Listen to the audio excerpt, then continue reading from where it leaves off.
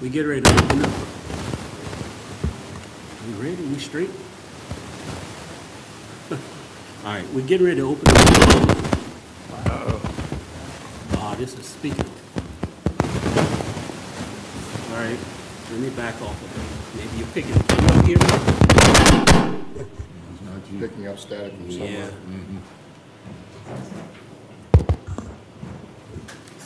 Testing, testing, testing, testing. Okay. All right, we're getting ready to open the floor for a public hearing. Each member can, when you get up to speak, you have 3 minutes, please.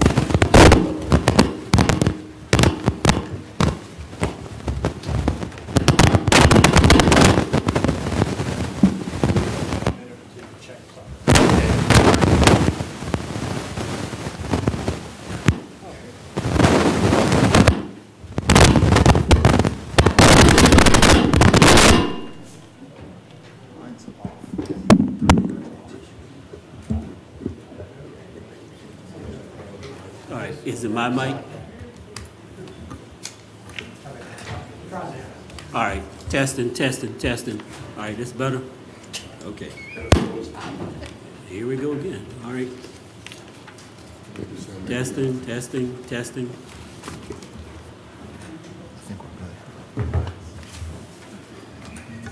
Testing. Okay, let's start again. All right, get ready to open the floor up to public comment. You have 3 minutes, so please get right to the point. Get right to the point and say what you want us to hear from you. Okay? All right, am I loud enough? Need to go up some more. Need to go up some more. Okay, good. Hear me now? All right, good. All right. Is there a list, Don, of speakers? Yeah, I gave it to You you. gave it to me? Yeah. Oh, yeah, I got it right here. All right. The floor is now open. Mr. Feldmetzer. I think this person didn't know there was a list. He's going to ask for others after the list. Okay. Yeah, you're fine. Thank you. Yes, I'm Carl Failmoster, a local resident here of Lancaster for a long time. And I'm here today to give you here tonight giving you a preliminary proposal of what we wish to do in Lancaster in terms of having a trade school here. We'd like to come back here next month with a more formal proposal and hopefully a special hearing on that.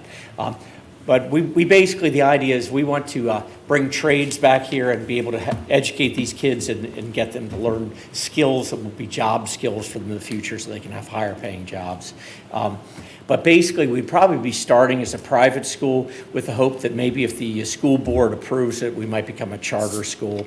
But in the meantime, we're just going to be starting as private. We're not going to be requesting any funding from you. I know everybody comes here with their hands out. That's not what we're doing. However, we do need a building.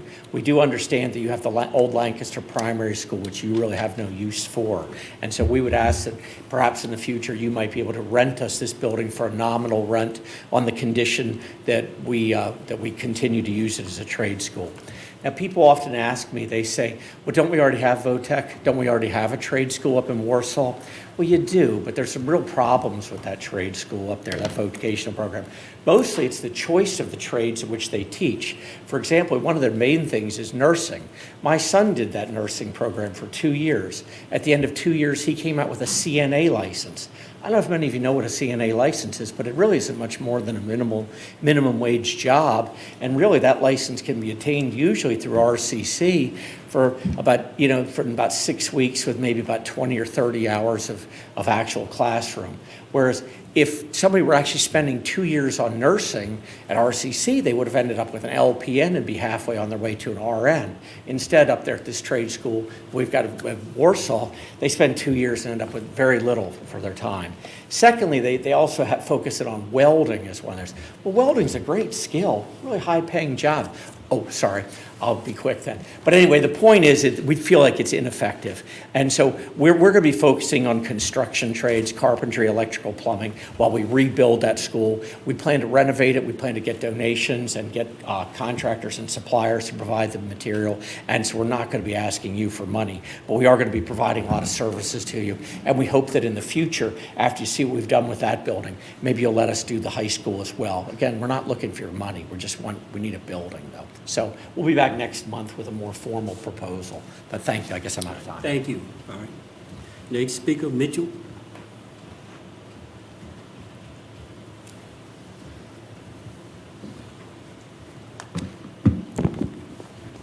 Good evening. Good My evening. name is Mayor Vic Mitchell, and I'm a resident here in Lancaster County since 1983. I'm a retired school teacher in science, chemistry, and physics for 25 years. I'm here in support of the trade school. Thank you for the opportunity to address you tonight as a matter of critical to the future of our community. The importance of investing in trade school in a rapidly changing economy. Trade schools offer a powerful solution to empower our residents, strengthen our workforce, and drive prosperity for all. Our community thrives when every individual has the opportunity to succeed. Yet, not every path to success runs through a four-year college. For many, trade schools provide a faster, more affordable, and equally rewarding route to fulfilling career skills trade like electricians, plumbers, welders, carpenters, and HVAC technicians are the backbone of our local economy. These professions build our homes, power our businesses, and keep our infrastructure running. Without them, our community would grind to a halt. Consider the economic impact. Trade schools graduates earn competitive wages, often entering the workforce with little to no student debt. According to the Business of Labor statistic, careers in skilled trades are projected to grow steadily with median earning exceeding $50,000 annually, higher than many college degree required fields. By supporting trade schools, we equip our residents with skills to secure stable, well-paying jobs right here at home. This reduces unemployment, boosts local spending, and strengthens our tax base. Trade schools also address critical workforce shortages. Local employers are struggling to find qualified workers to fulfill high-demand roles. By expanding access to trade education, we can close this gap, attract new businesses, and retain existing ones. A strong trade school pipeline signals to industries that our community is ready to meet their needs, fostering economic growth and opportunity. Thank you for the opportunity to speak. Thank you very much, ma'am. All right, anyone else? He asked before. Okay, coming to you next. Okay, so I wasn't planning on talking about what they just talked about, but 2 months ago, I proposed a centerfire rifle in Lancaster County changeover. I also talked to you about future workforce development. What they're talking about is that I had no idea they were going to talk about this, but we support STEM and FIRST. I just got back from the World Robotics Competition in Houston last week. We had 613 teams from around the globe, 22,000 students. So my take to that was you can go to a four-year college, but if you want to make money, go to a two-year tech school. That's the long and short of it. So robotics is a very high-tech field, and it's one that is required throughout industry. I specialize in food and beverage and packaging, and it's one that is highly used, highly utilized. Today, President Trump put into effect an executive order to modernize workforce programs. This is exactly what you're talking about. So you have to get students, the younger generation, out of the mindset you have to go to college. If you go to college for a general degree, good for you, but you're going to make $35,000 a year. It's not sustainable. So go to a two-year tech school. Instead of taking on a huge debt, bring that to fruition with a much smaller loan and come out and make some real money and work within the means of the confines of your training. Okay, I'm going to get off that for a second. So I brought up the last time the centerfire rifle for Lancaster County. I was not able to make it last month. I was out of town on business. This time, I would like to see if we can't get a date for the public hearing or the public meeting. I plan to have a lot of people here for that. I also need to find out the maximum number I can have to the meeting. I'm arranging buses to bring them in if I need that many people, but this is something I'm pushing very, very hard. So I would like to leave here with a date on when the public meeting is going to occur. So I'm not sure you're gonna get a date today, but we support what you're talking about, so, yeah. Okay? All right. So it's important to lay this out. I have a lot of people that will be coming for this, especially if the feeling is that I'm going to run into a lot of opposition. I plan to have nationally accredited people here that will state the case, as I did a month or 2 months ago, with some very sound information, over 100 pages of reports that stated that safety was not an issue. So, you know, I need to come up with a date, even if it's 2 months out, just so I can coordinate with the proper people. Mr. Greeley, I've told you before that the board has to authorize holding a public hearing, and they have not done so at this point. So if they want to authorize holding a public hearing, we can proceed down that road. Okay. But until they authorize me to advertise for an ordinance amendment and hold a public hearing, I can't schedule anything. I understand that. That's why I'm asking for you to get the support you need to schedule that. Thank you. All right, thank you. All right, anyone else? Yes, sir, that's right, come on. My name is Eric Chandler. I own Chandler's Farms in Kilmarnock, and I'm a product of Votech School. Chesterfield County, I went 2 years, my junior and senior year.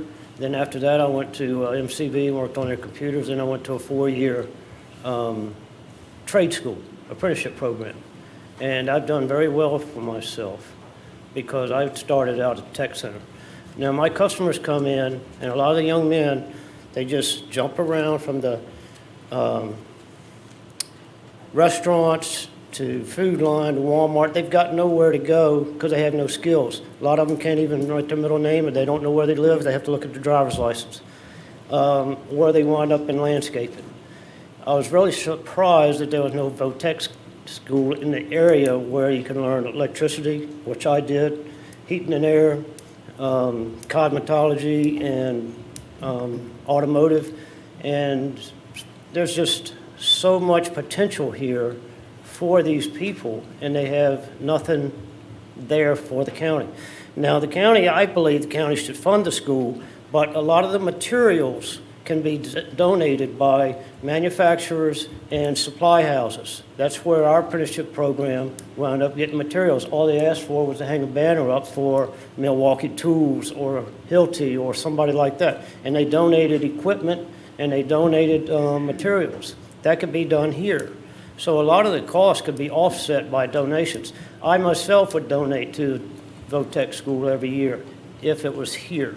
But right now, there's a lot of, the school system is failing the children, and especially with this George Bush No Child Left Behind. They're just teaching how to pass the SOLs. They're not teaching the kids what they need to be taught. They're just taught how to pass the test.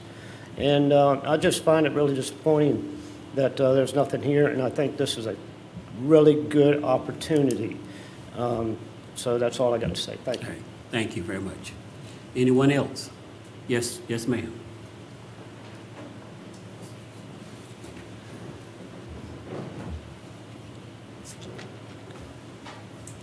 My name is Linda Gale. I moved back to the Northern Neck in 2018 from Eastern Shore, Virginia. While I was there and working, I managed federal grant funds for vocational technical education from about the mid-'80s to about almost 2005. And what was interesting in that process, I came from a college background, you know, you're going to go to college. But I had kids, and I had a son who wanted to farm, but he was struggling in school. We were very fortunate to have those funds to be able to help implement in the public schools, Accomack and Northampton County, to bring in some of the programs that we're desperately needing, as Mr. Chandler said, to help our local employers find the help that they needed that would stay local. A lot of times these kids would go off to Florida and get a Marine certification. Well, they could stay in Florida or come back to Georgia, but they wouldn't come back to the shore because they couldn't make that kind of money. But I think here, if you've got students here, they will stay if they know that they can be hired locally and make a good wage. And in talking with a number of contractors that I've worked with for my home and everything, I think this is the best thing since sliced bread for the Northern Neck, for the lower Northern Neck. It's too far to go to Warsaw, and you would have a lot of input from your current employers that are really looking for this kind of labor. So, thank you very much. Thank you, ma'am. All right, anyone else? Yes, Ms. Davis.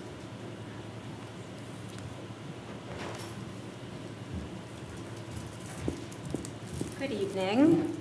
I want to clarify for the room what we do have available through Lancaster County Schools. My name is Jessica Davis. I'm a District 2 citizen. I'm also superintendent of Lancaster County Public Schools. We do currently have a regional technical center, which offers 13 programs, including carpentry, electricity, also the nursing and the culinary. 13, they're the high demand jobs that we have in this area right now. And we have 62 kids who attend that school. Next year, we'll have 62 kids who attend that school. It is competitive. It is through an application process, but the school does work with local employers to match kids up for employment after they graduate as well. And the traveling to Warsaw does not seem to be a problem for our kids. It's been a good experience for our kids. They also get dual enrollment credits, and many of them graduate with an entrepreneurship certificate now, as well as some state licensures. So it's a very successful program. Of course, we are pushing now just not the four-year college, but one of the 3 E's for our kids, so either employment, enlistment, or enrollment. So we're pushing all of those. You choose the path that meets your strengths, that's good for you, and then we give you those opportunities during high school, which is something that's in our strategic plan we're working on, making that a little more impactful over those high school years.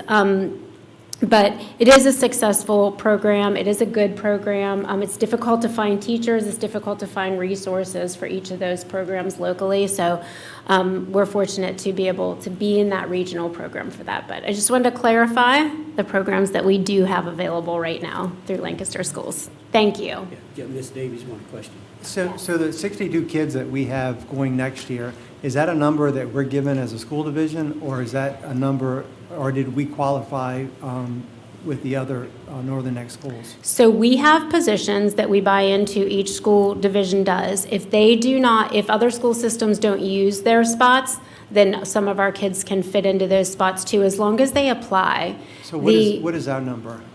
So we're all of our spots are filled So we for have next year. 62 spots. Okay. Yeah. And our numbers are up 20 more applicants next year than they have been the recent years. So we're encouraging kids to go down this pathway and to apply for the programs. Some are 1 year and some are 2 year programs. And Ms. Davis, what is Yes. the cost of that program to the district? Oh gosh, I'm going to ask me that on the spot. I don't have that, but I can get that number for you. Okay, it's much more beneficial going in with everybody because of the supplies and the staffing needed as well. I will get that number to you and send it to you. Okay? Any other questions? All right, All thank right, you, Ms. Davis. thank you. All right, anyone else want to speak? Yes, sir.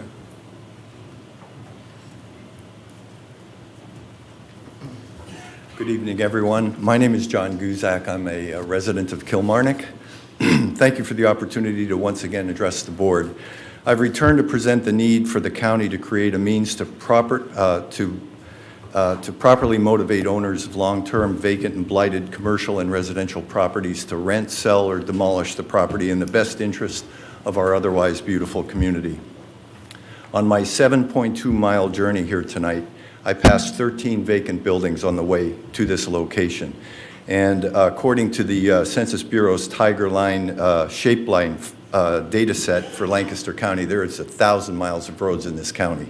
So in 7.2, 13 vacant properties. A long-term vacant residential property in an area where affordable housing is lacking is a serious issue that will not fix itself. It represents a failure to provide for a basic human necessity, affordable shelter. There are a considerable number of vacant and viable residential properties in Lancaster County that could be made available if it were not for their owners' inactions. There are also other non-viable properties that should be demolished due to their blighted condition.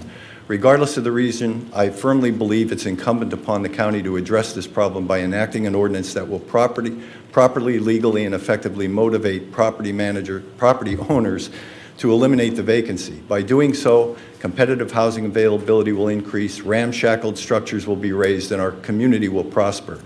Isn't that what we really want? I stood before you at the last session and presented a number of irrefutable facts. Long-term commercial vacancies in this area result in a revenue loss for both the town and the county, which in turn increases the tax burden on you, me, and the other 11,000 county citizens. Why? Because the absence of a viable business is a loss of business tax, property tax, sales tax, utility taxes and fees, permits and inspection fees, employment tax, increased consumer spending that leads to more revenue and a loss of tourism. Moreover, a thriving business leads to an increase in property values, attracts new development, which then increases the tax base. Equally important is the fact that a thriving business produces more jobs, which is what we're talking about here tonight, which reduces the demand for social services in the community. The latest available statistics show the poverty rate of Kilmarnock at 29.4%. Over 90% of the residents living in poverty are renters, and over 73% living in poverty are black residents. The impact of these utility cost rates that have gone on in the last 4 years that I've lived here have a much greater impact on these residents than those of us in this room tonight. On that note, when the Lancaster County Social Services Director, Claudette Henderson, learned of this initiative, she emailed me saying she applauds the initiative in creating housing and employment opportunities for citizens of Lancaster County. It's time for change. Please, let's quickly and thoroughly study this issue and develop a plan to eliminate these vacancies throughout the county. Our collective mission should be to improve the quality of life of all residents by creating more affordable housing, more employment opportunities, and more thriving businesses, all of which promote lasting community prosperity. Time's up, sir. I'll close with one possible get-started solution for your consideration. According to 48-1 Code of the State of Virginia, any individual can petition the court to lodge a nuisance complaint.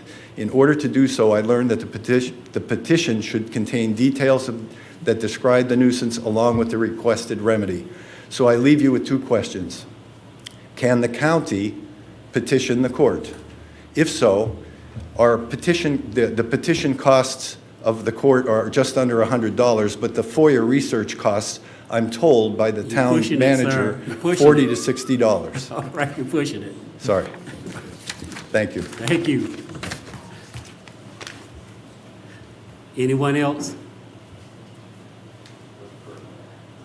Anyone else? Hold on. Anybody online?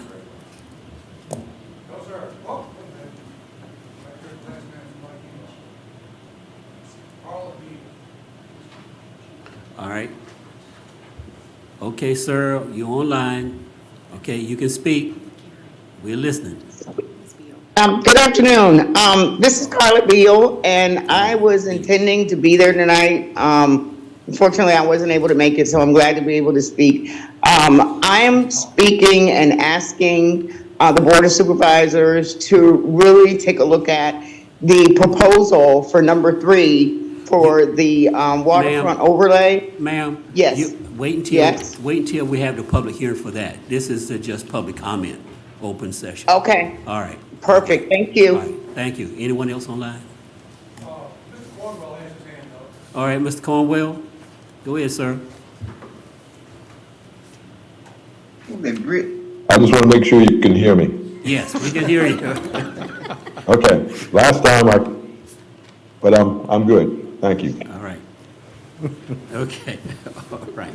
Okay, anyone else? All right. It's, Public comment session is now closed. All right, Vita, yes. Mr. Chairman, before we move on, I'd say we go ahead and put the issue for the rifle to public hearing in June. In June? Yep, so I'm going to move that we put that issue to public hearing in June. All right.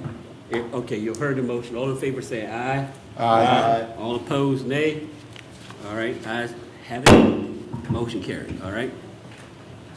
Thank you. Okay. Now we go into VDOT. June 26th. June 26th. say quicker we get to that, yeah, thank you.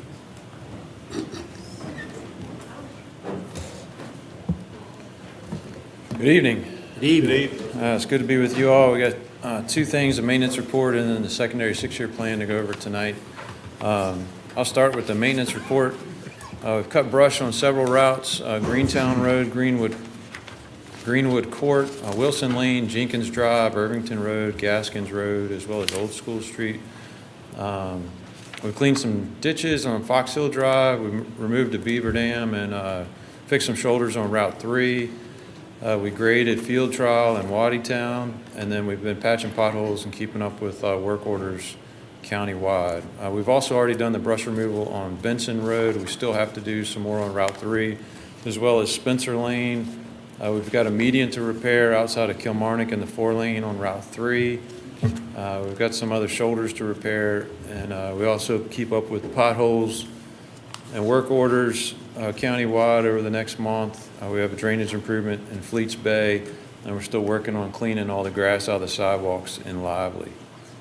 The Cape Seals, under the pavement schedule, Cape Seal portion, that first phase is complete with the surface treatment. They'll come back and do the slurry seal on top of those to smooth that out. The surface treatment schedule is complete. Lancaster was the first county that the contractor started in this year. The right turn lane in Kilmarnock still under construction. And then obviously they moved in to fix the scour on the structure on Route 3 there at Camps Mill, Camps Sprong. Do you all have any questions for me on the maintenance report? Do you have any update on the Oyster Creek Bridge? You know, I missed Is that that. still gonna happen this year, or? It is going to happen this year. They got delayed with some utilities, and they've worked that out now. I think they had an issue with some power lines and where that relocation was going to go. As soon as I have a construction start date, I reviewed the minutes. I missed the meeting, but I reviewed the minutes and didn't see a start date in there. But I'll follow up with you and get you an idea of when it's going to start. But it will be this year. And have you all done, I'm assuming y'all are doing continual outreach to the affected residents and the. Absolutely, yeah. Hey, David, when do you anticipate the right turn lane in Kilmarnock? When is that scheduled to be completed? Looks like it's been pretty slow the last 3 weeks. And I know it's been some rainy weather and things, but it just looks like it's moving slow. Yeah, I would agree with you. I'll find out when the fixed completion date is on the contract. Okay. And let you know. I don't have that in my notes. All right, thank you. I have a gentleman that gave me a call. His interest is in the Brown Lane entering Hope Cake Road, and he wants to know can a stop sign be put on at the end of Brown Lane? I think that's a private road, but would you mind taking a look at it, see what can be done? Okay. Yes, sir. We'll look at it. Typically on private roads, we can't put a sign there, but we'll look into it. Okay, thank you.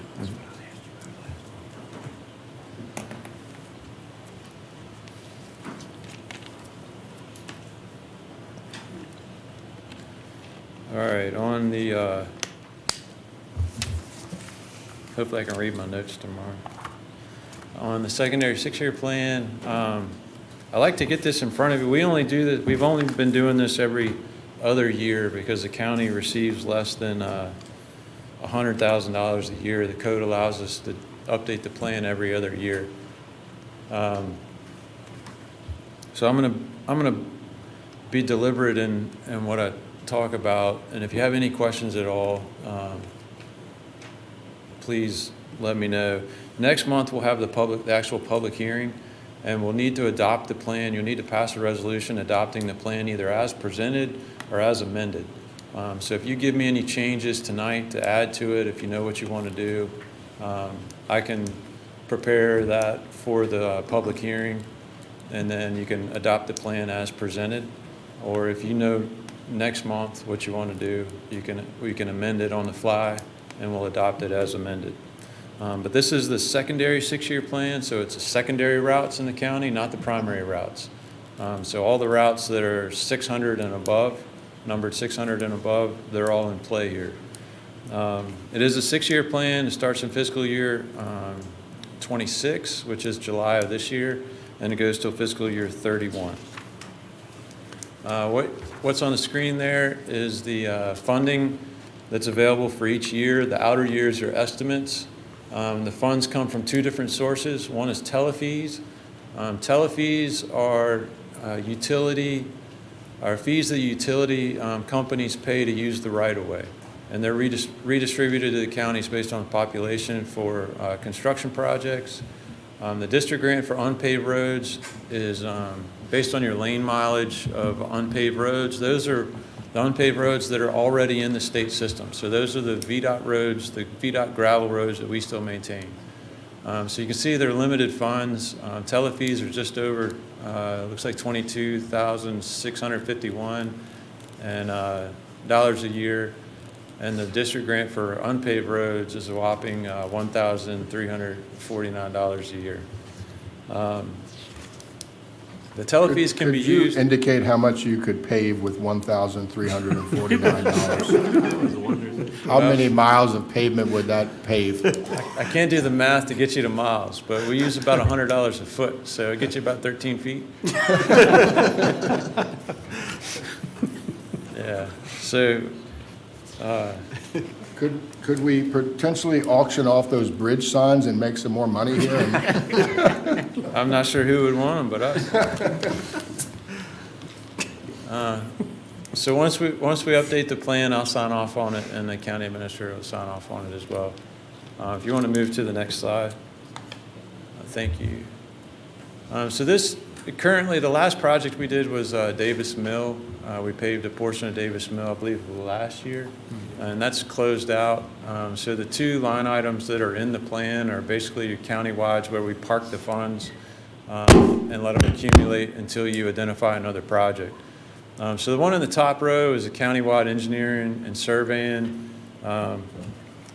There are $46,919 in previous funds. Those were left over from the other projects, and then $22,651 becomes available in July, and that funding becomes available every July through the 6 years. So there's a total of $182,825 in the countywide for telefees, and then the unpaved road funds. There's a total of $11,212 through the 6 years. And actually, as your mileage dwindles, y'all are in pretty good shape. You don't really have that many miles of unpaved roads, relatively speaking, to other counties in the Northern Neck. And that's why your funding level for unpaved roads is so low. The next slide. Rural Rustic is what we call the program that converts our gravel roads to hard surface roads, and these are just some bullet points about that program. It has to be an unpaved road already in the secondary system. It can't carry more than 1,500 vehicles per day, which you'll see yours, none of them even carry 50 vehicles a day. It has to be identified as a priority line item in the secondary 6-year plan, predominantly for local traffic. And it should only require minimal drainage improvements. The next slide is your list of what you have left, just under 5 miles of unpaved roads in the county. Davis Mill, we've done a portion of, so one option would be, based on the funding, if you used all your telefees and all your unpaved road funds, I think we could add about 1/4 of a mile of road.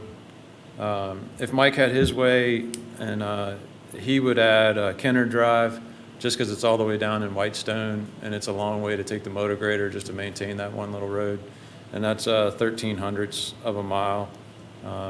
So if you're interested in adding that, if you don't have something else in mind, or if you want to do Davis Mill, that's fine too.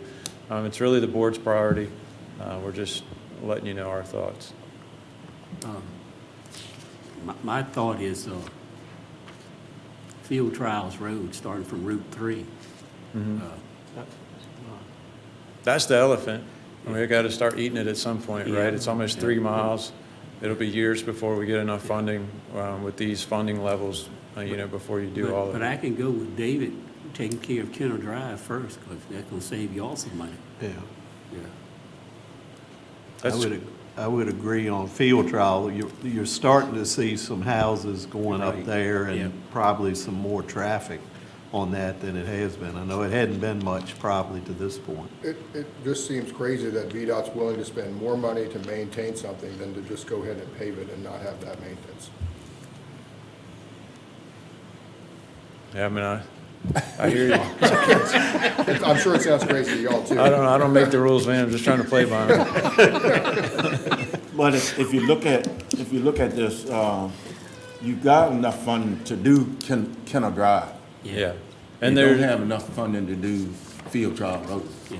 But if you can complete one of them, Yeah, that's why I was saying I could hold off of Field Trials Road and go and complete Kenner Drive. And Yeah, I then mean, come, there's- come back to Field Trial. yeah, there's $46,000, almost $47,000 available right now. Come July, that'll be another 22, so that'll get us to 68, almost 70,000. And what'd you say the per foot cost was? We use about $100 a foot, so we could get about a quarter. Let's see, that would be 600 feet. Kenner Drive is only, So that's about the length of Kenner Drive. yeah. Yeah, I mean, I would say put that at top priority. Okay, all right. Can everybody else agree with that? Yeah, I Everybody agree. else can agree with that, okay. we can go ahead and add that to the draft for next month for the public hearing. You can see how the funding works out. Okay. And then I'll go ahead and look at field trial too. And if there's a segment, a short segment on the Route 3 end that makes sense, Yeah. and maybe at the last house, I don't know how many houses have been built down there, but, It's one big one. Yeah, okay. it's Yeah, we could some look going at, on. maybe we could put a tenth of that in or something and, 2, 3. So we have basically about 5 miles remaining Further of on unpaved that. roads. What do you say, Jason? I was just saying, we have about 5 miles Oh, left unpaved in the roads. county. Can you, in the final plan, put an estimate of what you think that total mileage costs to do? sure. So we can have an idea of what it costs, so we can then say how many years it's actually really gonna take to accomplish this plan, this goal?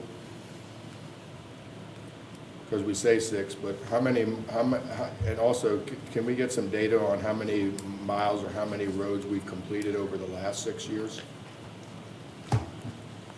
Yeah, we can pull that.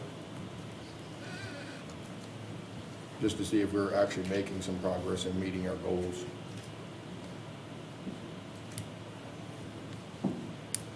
Because we can't advocate for more funding if we don't really have those kind of details from the state to get this job done. Because I think it seems like the 6-year plan is more like a 12-year plan, it's more like an 18-year plan. Okay. Anything else? But that being said, it might be an 18-year plan. I would like to add Route 664 for upgrade, widening, or whatever improvements we can, because it's gonna be beyond the 6-year. It needs to go on the 6-year plan, but that's gonna be out there. 664, That's Greentown? Greentown Road.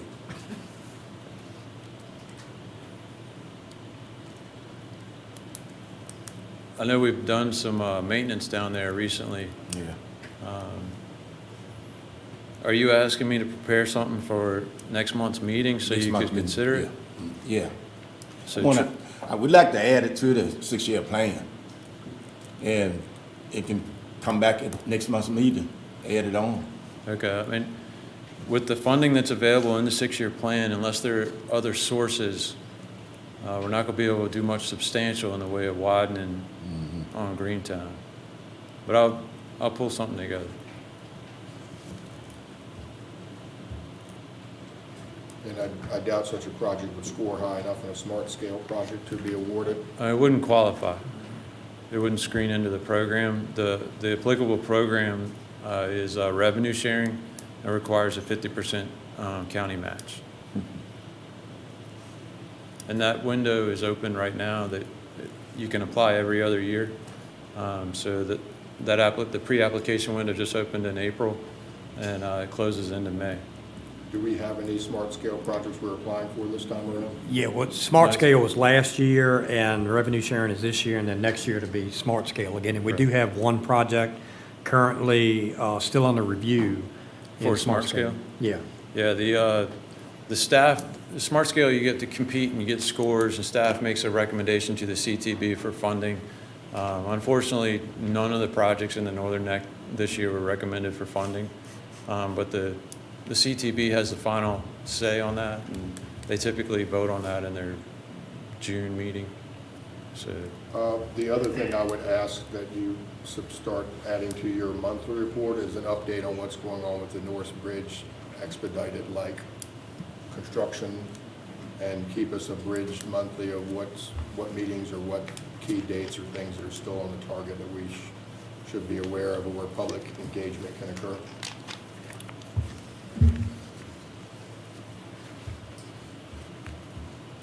I will, and maybe I'll link we have a website that has all the latest information on that, and I can put that on the report as well as brief you as well. Thank you. Just, everybody knows 2028 is a new date. All right. Okay, any other questions? All right. Thank you. Thank you. All right, y'all take care. Okay, presentations. School board.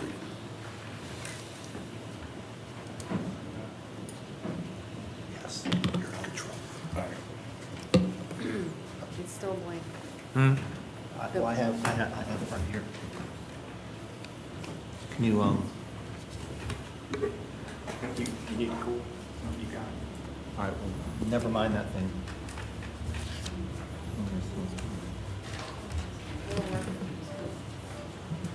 Hmm?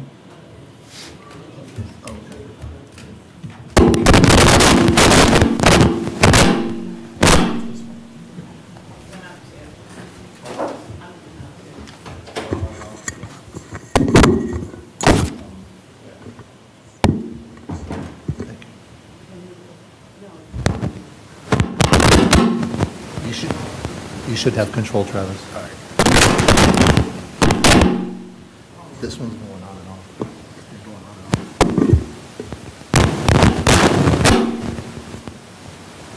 off. Technology.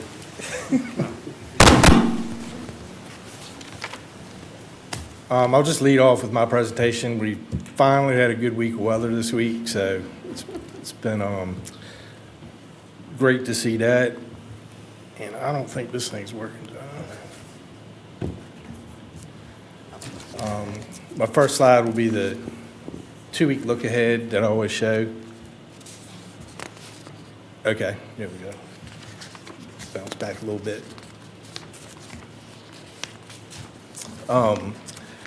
It's kind of hard to read on this, I apologize for that, but it does give you an idea about the trades that we have going on and all the activity that's taking place on the site.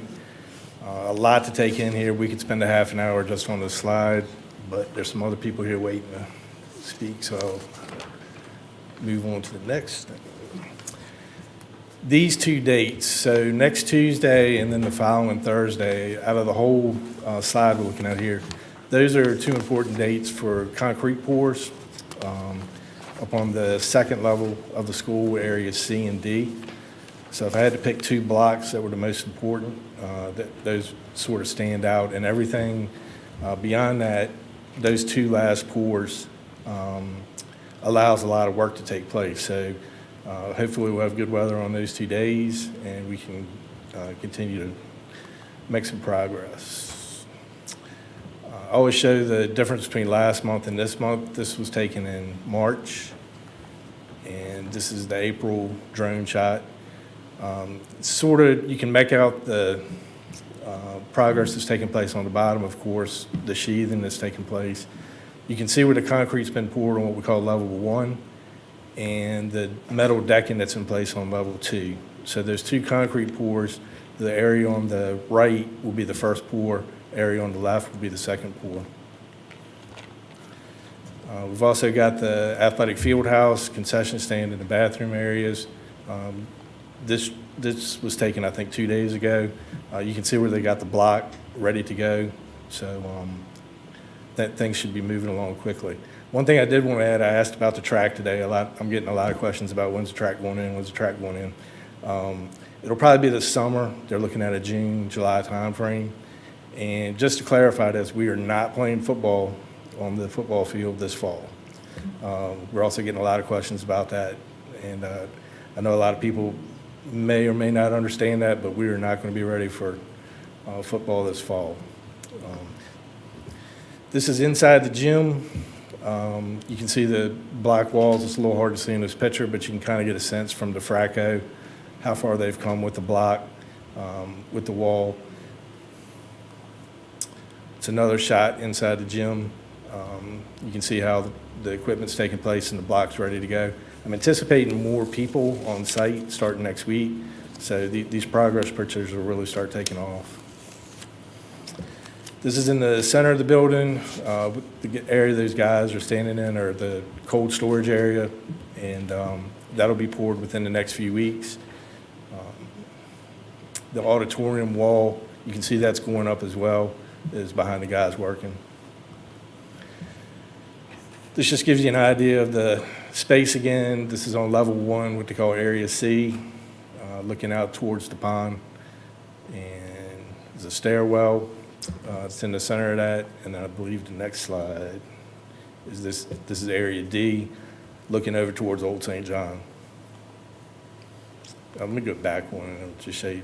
That metal decking that you see is in place. That's what they're working on right now on the floor above, just getting that prep for the concrete pour. So will each layer have a concrete floor poured onto it? Yep. And let me go back one again. So once what they're really waiting on, so not much is happening on level 1. Once that concrete pour takes place, Jason, they can go in and start doing the fireproofing, hanging stuff for the ductwork. A lot of work can start happening on this level once that concrete pour. So that's why that's such a big deal. They'll do the same thing with the third level while they do the second level work? Correct. This just shows you some of the progress on level 0, sort of like the walkout basement level. There, you can see the fireproofing that's taking place on the steel beams, the studs, metal studs, and also the sprinkler system going. That's kind of what I wanted to highlight. That was the work that was taking place a lot this week, the sprinklers going in. And these are our bathrooms. So we're very excited about these.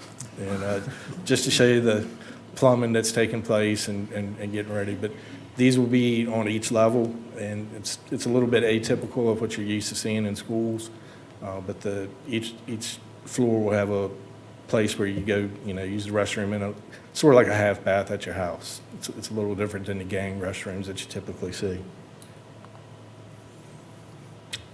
Any questions?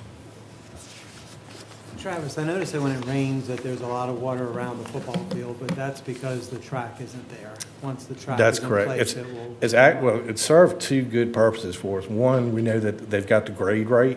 Yes. Because as they build that up, it'll drain to a drain. And I don't know if you can see that, Bill, on that side. Drain towards the field or away from the field? Towards the field. So that concrete, I don't know if you can pick it up on this. There's a concrete I see the lip. band around that. That all has drainage in it. So as that track surface comes up to the drain, all that water will run into that drainage that's taking place. Okay. And but it served to keep kids off the field. It's worked really well for that. But we need to get going on that. And I think there's just a timing with the asphalt plants and then the availability of the sub to get over there on site. Go back to the bathrooms again and explain that to me. I missed something. In the bathrooms? Yeah. Yeah, so our bathrooms are set up a little bit different in this building. Mr. Palin, we have a lot of trouble with our restrooms in schools. This is a common, if you ask any operations director, restrooms are, it's a place we can have cameras. What this allows us to do is you still have privacy as you go in the bathroom. But we know who went in that stall. If we have an issue in that particular bathroom, we can narrow it down to 3 students. You'll come out, I would liken it more to what you see at airports. Now you come out to a more common area where you wash your hands. It's a little bit more open, but you still have privacy in the bathrooms. They were trying, early on in the process, they were trying to do gender neutral. We spent a whole day in a meeting about, we still wanted boys and girls bathrooms, so we pulled that off. But these are set up, say, 10, 15 years down the road. If schools move towards that, the building will be prepared for that. I like that idea. All right. Yep. It's, yeah, I mean. So it's more just a smaller, more like individualized bathrooms versus a group bathroom? Correct. And from the school standpoint, I mean, we spend a lot of time on bathroom repairs, and we're hoping this will mitigate a lot of that. So are these stalls within a open bathroom, or is this a hallway? It's sort of it's open. But is I it need to get a better, I probably need to get a better plan view for you to understand it. So you walk out into, it's not really the corridor right there, Bill, but you're in a section off area for the bathroom. And then there's a set of sinks that you walk out of those doors up to the set of sinks. Okay, But at that point, you're on camera. gotcha. We can monitor the behavior in the school at that point. I And, like that idea. Okay. Yep. That cut down a lot of problems. yeah. All right, any other questions, gentlemen? Comments? All right, thank you. All right, thank you. All right. County Parks update. Mr. Bateman.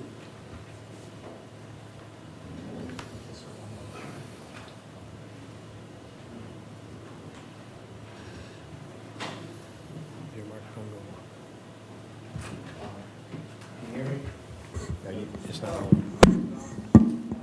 Huh? Yeah.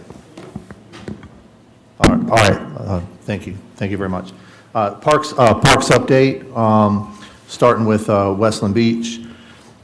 This is the rail as of yesterday, the pier, excuse me. The railings have begun going up. There's been some slight delay, I believe due to supply chain issues with the aluminum, to continue putting those railings up. We've asked Docks of the Bay to place a physical barrier at the entrance to the pier to keep people off of it to avoid any potential injuries. Here's a view from the end of the pier, looking back. Pretty magnificent structure, actually. The dredging continues. It's roughly a third of the way complete, and they're out there towards the markers, the channel markers.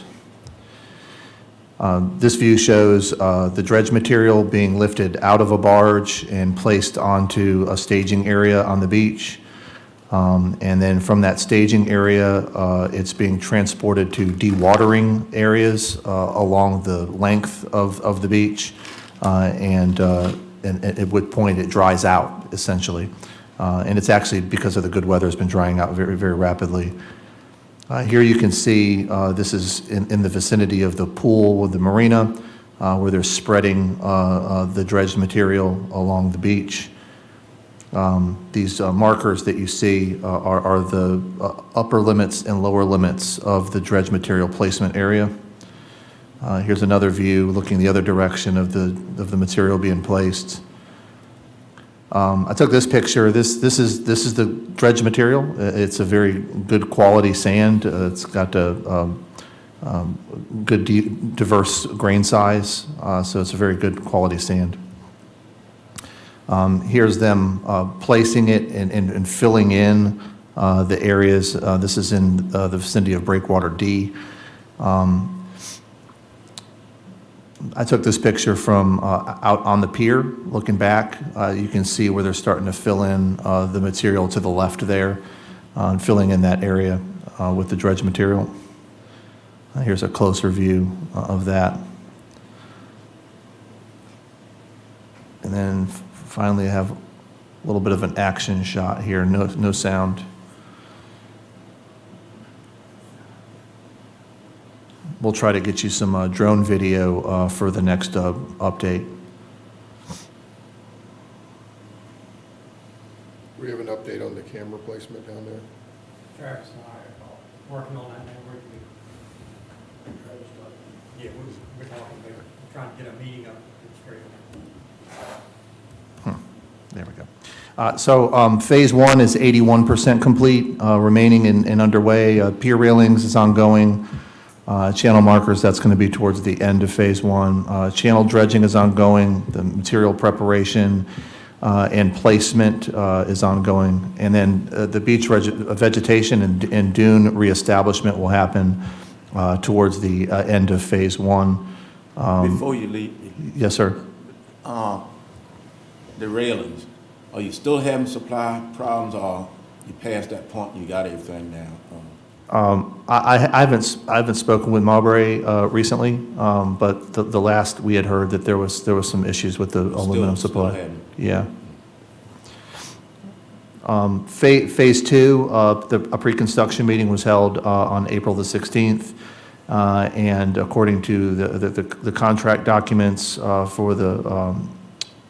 according to the contract documents, the preliminary project schedule, notice to proceed around May 5th, commence work same time, substantial completion in and around October, middle of October, and then final completion by November 1st. Taylor Creek Park update, the site design and submittal status is about 95%. JPA, that's the joint permit application, preparation and submittal is about 95% complete. Target project timeline has been updated, looking for manual issue in September and a pre-bid meeting late September with a bid opening October and hopefully a award at the October or November Board of Supervisors meetings. Carter Cove Park update, site design status about 80% complete. Joint permit application prep and submittal status about 75% complete. Still targeting a late 2025 bid. Just a reminder that we were awarded some funding for oyster spout on shell tank, and recently reached out to Representative Whitman about making an FY 2026 community project funding request. They put out a request for proposals about 3 weeks ago. Chesapeake Trail Park update. The NEPA notice to proceed is on hold as of January 31st until DCR confirms the release of the federal grant. And I believe there's been some mixed messaging on that from DCR. Finally, Triway Trail, very exciting. Phase 1A is now complete. In fact, construction focus now goes to Phase 1B, Hills Quarter to Compass. Unfortunately, that's on hold due to a funding freeze as well. But Phase 1 is open. We went ahead and opened it up. We really just couldn't keep people off the trail. They're so excited to use it. So we opened it as of April 12th, just notifying people to understand that it's still under construction, that there may be reroutes, that they may encounter construction activity, and we submitted a press release to newsprint, and I went on the radio twice a couple of weeks ago to let people know that it was open. Is there any update on that funding freeze? Is it going to be released or is it lost? Yeah, the last I spoke with Senator Warner's staff, they're still trying to unfreeze it, utilizing the current budgetary process. So we don't know that it's lost, but it is still frozen. The acquisition focus, Kilmarnock to Harris Road. Kilmarnock recently acquired land in the vicinity of the Harris Road, Irvington Road intersection, and the Triway Trail Board made a proposal to a subcommittee of the Town Council to connect to the YMC Free Clinic via that parcel of land that they acquire. Planning and funding committees are actively planning future phases. For the opening, we installed some project trailhead signs. This one's at Hills Quarter in the vicinity of the clubhouse, the old clubhouse. It basically just shows Phase 1 and some general trail etiquette and rules with a QR code to the website. This one's at Harris Road. This is the beginning of Phase 1A. And then there are some areas with the existing cart paths that were made a little bit confusing for folks as to which cart path they should be taking. So we put up directional signage throughout Phase 1 so that people know that they're on the right trail. And then we also put up no motorized vehicles and no carts signs because we've had some issues with folks in the neighborhood driving their golf carts on the trail. We want to avoid any incident with pedestrians, so we'd like people to stay off of the trail. The Triway Trail, the other golf cart trails through Hills Quarter are still accessible using those carts, but not the Triway Trail segments. And that concludes my update. Any questions? Thank you, sir. I got one addition, Mr. Chairman Palin. Some positive news on funding.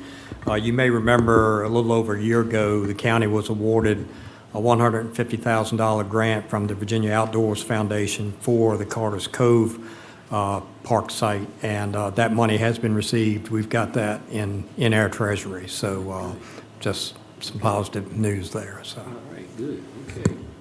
All right, that's moving right along. Going to public hearings, all right. Proposed fiscal year 26 county budget. Mr. Gill.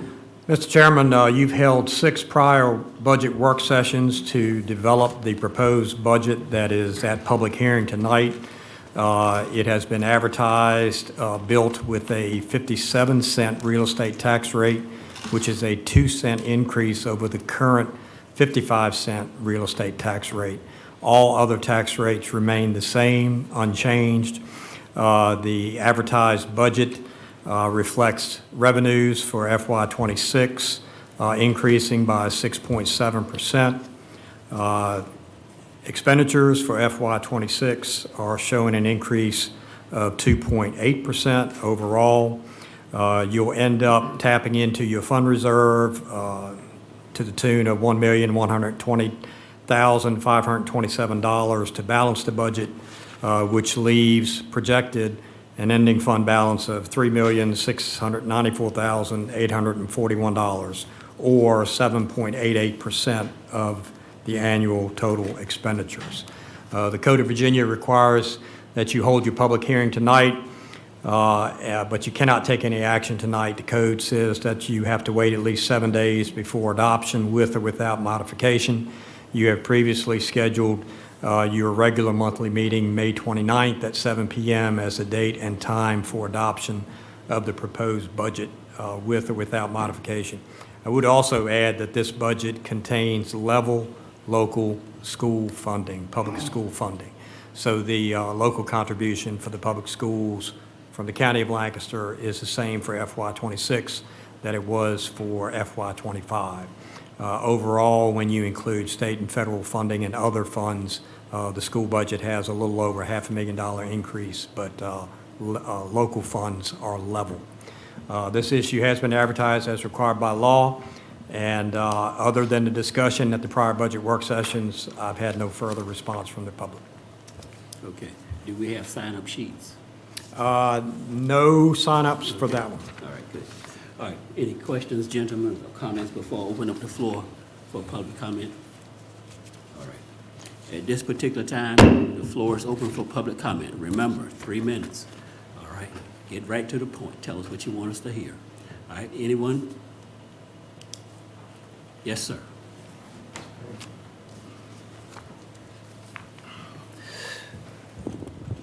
Don might want to be in on this some, but didn't we just have a reassessment that raised the property values from $2 billion to a little over $3 billion? That's a 50% increase. Then you've done a 10 cents on top of that, and you've burnt through that, and now here y'all want 2 more cents. Help me understand what y'all don't understand, evidently, why you can't control spending. I mean, every time I get the paper and open that up on Thursday and see and hear what damage y'all done this month, it's crazy. I mean, y'all are doing, ask somebody from Northern Virginia, for instance, when they come down here, if they think Lancaster County is a park, ask them. And when they leave up there where they are and come here, yes, they're going to say Lancaster County is a park. Well, you guys are sitting there spending mega bucks building parks inside of a park. That's what it amounts to. Why not just a boat ramp? Let them put the boat over and go out in the water instead of hanging around a boat ramp. That's what you're trying to get them to do. The bids that you put out, they always come back with add-ons, change orders, like the radio tower. Here's one that I had, for instance, that I saw a while back. The radio project. The emergency services guy said he presented $292,000 in change orders, and then he came back later and wanted $226,000 more dollars for change orders, and the supervisor approved it 5-0. Somebody's not asking enough questions. I've had a little bit of experience with construction, a little bit of experience with bidding, change orders, contractors. If you don't ask questions and keep on asking questions, I see that up there, lady. I see that. It's a courtesy. So if you don't ask questions and keep on asking questions, they will get you if they get a chance. They will hit you and they won't tell you. They'll just come back later. But somebody's got to do a better job with bidding, awards, everything. Don might want to shed some light on that because they're off, and y'all know they're way off from what you stay here and prove, and what they come back at is a big difference. Somebody's not asking enough questions, and your spending is just out of control. Everybody in this county is not a millionaire. Some of us are not. And every time you go to the tax bill, it hurts somebody. Thank you. Thank you, sir. All right. Anyone else? Anyone online? Okay. Carla Beal again. Okay. Tell Ms. Beal to hang on, it's Ms. coming. Beal, hang on till we get to that place. We're not there yet. I just had a question about that because I've been here since 2011, and my real estate bill and my personal property bill continues to go up. I have never seen a change in the boat tax. And we're doing a lot of projects around the water, and I'm just wondering, are the property owners and real estate owners, are we ever going to get a break where, taxes can be increased somewhere else along the board instead of always on real estate and personal property? Lancaster County eliminated the boat tax back in 2014, I believe, as a way to help the marinas who were struggling at the time. And I will tell you that the no boat tax has actually been a good thing for Lancaster, drawing boats to our marinas for work. Just because the board advertised a 2-cent increase in the real estate tax rate does not mean that they're going to adopt a 2-cent tax increase. They can adopt something less than what they advertise, but they cannot adopt anything higher than what they advertise. So when they adopt a budget at their May 29th meeting, it very well could be lower than the 57 that has been advertised. So that goes to Mr. Kaiser's point as well. Addressing the bidding that he brought up, I mean, we follow procurement law, Code of Virginia, and sometimes you get one bid, sometimes you get, multiple bids. And we always pick the most responsive, lowest bid that is given. And yes, he's right, there's always change orders because I don't care how well you plan out a project, and these projects are huge and they're mega projects. There's always going to be change orders, and we do question the change orders. We have our engineer, our contract engineer, Bay Design, go through those change orders, and they have caught a couple of times where the contractor had overestimated a change order. So we are asking questions. The board has chosen to fund these projects. I will point out also that at the current rate of 55-cent real estate tax, Lancaster still has the lowest real estate tax of any of the adjacent counties. Our personal property tax of $2.04 per hundred is also the lowest of all of our adjacent counties. Mr. Gill, I don't believe this board has changed that rate, have we? It has not When's the last changed time since it was changed? 2007. Now, people may pay more personal property because the That's 'cause the value of the valuation, vehicle the changes, value of the not the vehicle tax goes up. rate. But the personal property tax rate has not changed since 2007 in Lancaster County. Which So- predates everybody on this board except one member. So, I mean, this board has not raised taxes on personal property one dime, really. Yes. All right. That's all I have. Ms. Beal, any additional questions or comments? I was just wondering, why, I mean, I understand what you said about not having the boat tax and how it's, help tourism and stuff in the area. But every time we need extra money, it's the real estate owners that get hit. And I was just wondering, when y'all might take a look at giving the real estate owners a break and taking a look at some of the boat owners and, because we're the lowest in the county and around the surrounding areas, other than, I think it's Vermont that doesn't have one at all. So just kind of balance it out a little bit. You've been hitting us pretty hard on real estate, especially with the reassessment. So just take a look at it, please. Okay, thank you. Anyone else? Mm-hmm. Anyone else online? Hold on, sir. Anyone else online? All right, sir.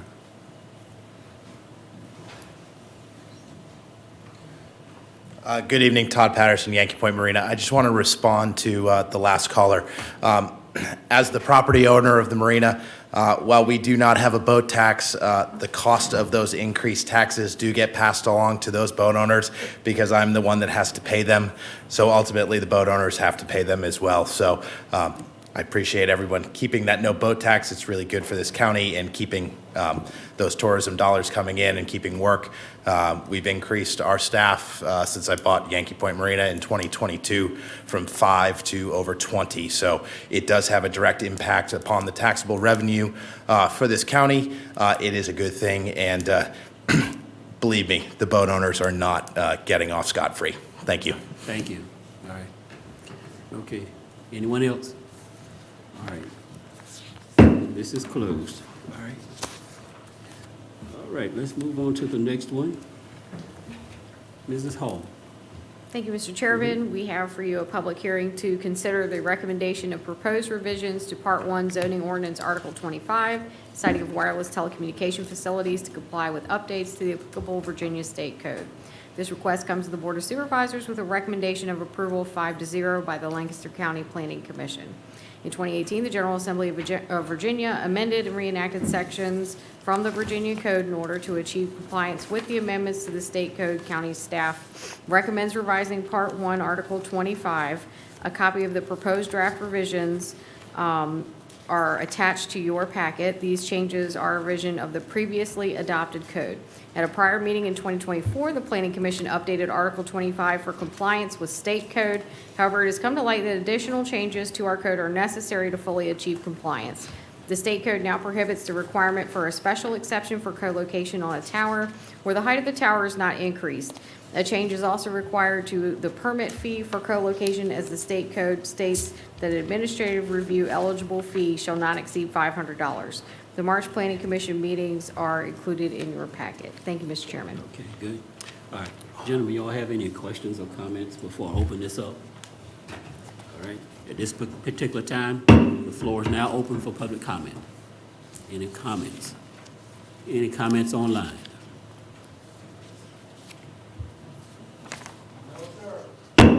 It's now closed. All Mr. right, Chairman, Jim. I move that the zoning ordinance Article 25 be revised to meet the Virginia State Code.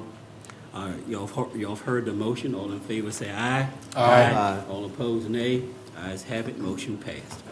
Okay, let's move on to Mrs. Pruitt. Thank you, Mr. Chairman. Firstly, we have Ryder and, yeah, okay.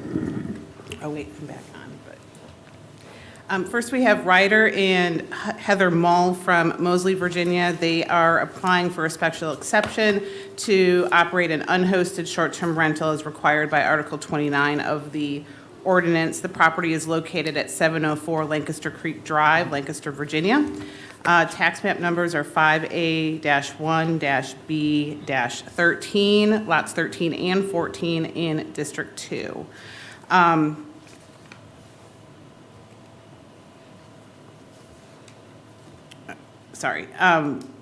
The Mulls seek to obtain approval of the special exception permit, and according to the septic operations permit, the house is approved for a 3-bedroom home. The applicant is not a pre-existing short-term rental, so they have not actually posted a listing yet for that. They have also provided the other required documentation as required by the ordinance. Ms. Mull is a licensed real estate agent and is therefore exempt from the annual registry, and we've received the appropriate paperwork for that. Again, this is not a pre-existing short-term rental, and the owners seek to have approval prior to the official launch of their short-term rental. And so they are aware of the transient occupancy tax that is due, as well as the annual registry if needed. For this one in particular, there's actually 2 lots that are being, that are considered one lot. So for no purposes as to we're not really merging them, but for the purpose of this, this special exception, both of these lots are to be considered as one lot. So it's not a short-term rental for one lot and another lot. It's one short-term rental that is encompassing 2 lots. Thank you. Okay. Any questions before I open it up? Before you go on, will you clarify for this board and the public exactly what the real estate exemption is and what it exempts you from and what you're still required to submit? Yeah, sure. Just for the record for us and also for the public record so they understand what that exemption is. Okay. So for an unhosted short-term rental, there are 2 kind of, it's a 2-step process. Of course, there's the short-term or the special exception that they have to do. And then once they have that, they have to pay their monthly transient occupancy tax and file a return basically for that. So they do that on a monthly basis. But annually, they are required to have submit a registry application. So I usually explain it's kind of like a business license in a way that you're doing annually. So everyone has to do that except there are a couple of exemptions. So if you are a real estate agent, or if you are represented by a real estate agent, or if you have, I think there's certain certifications if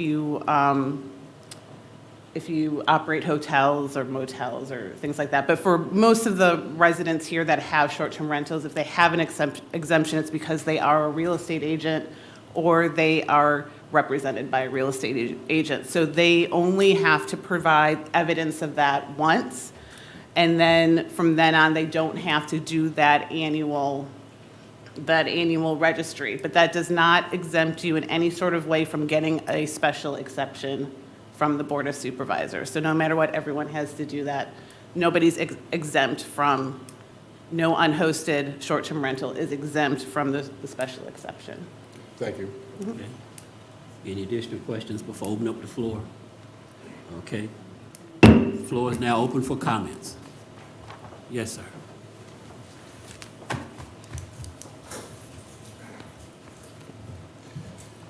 My name is Richard Capehart. My wife and I own the property across the street from this house. We received a letter in the mail, so we figured we'd come here and voice our opinion against having this. This street is a quiet street, it's a quiet neighborhood, and we're concerned about the issues of a revolving door of people coming in with late night drinking, loudness, partying. All the houses that are on the street are second homes. No one lives there. It's second homes to owners. They're not rented. There are no Airbnb, no short-term. And that's the purpose of why we bought it. Our house was just for a quiet getaway weekend and not at a beach house where you got loudness at 12, 1, 2 o'clock in the morning. And so we're concerned about losing our peace and quiet. I understand this is revenue. If it was the owners there, and I kind of feel like the answer is going to be just call the police, just call the police. If it's the same person there, I can call the police and they can do something. But it's going to be a new person every time. You know, that I got to call the police because someone's drinking at 2 o'clock in the morning being loud. And that's just our concern.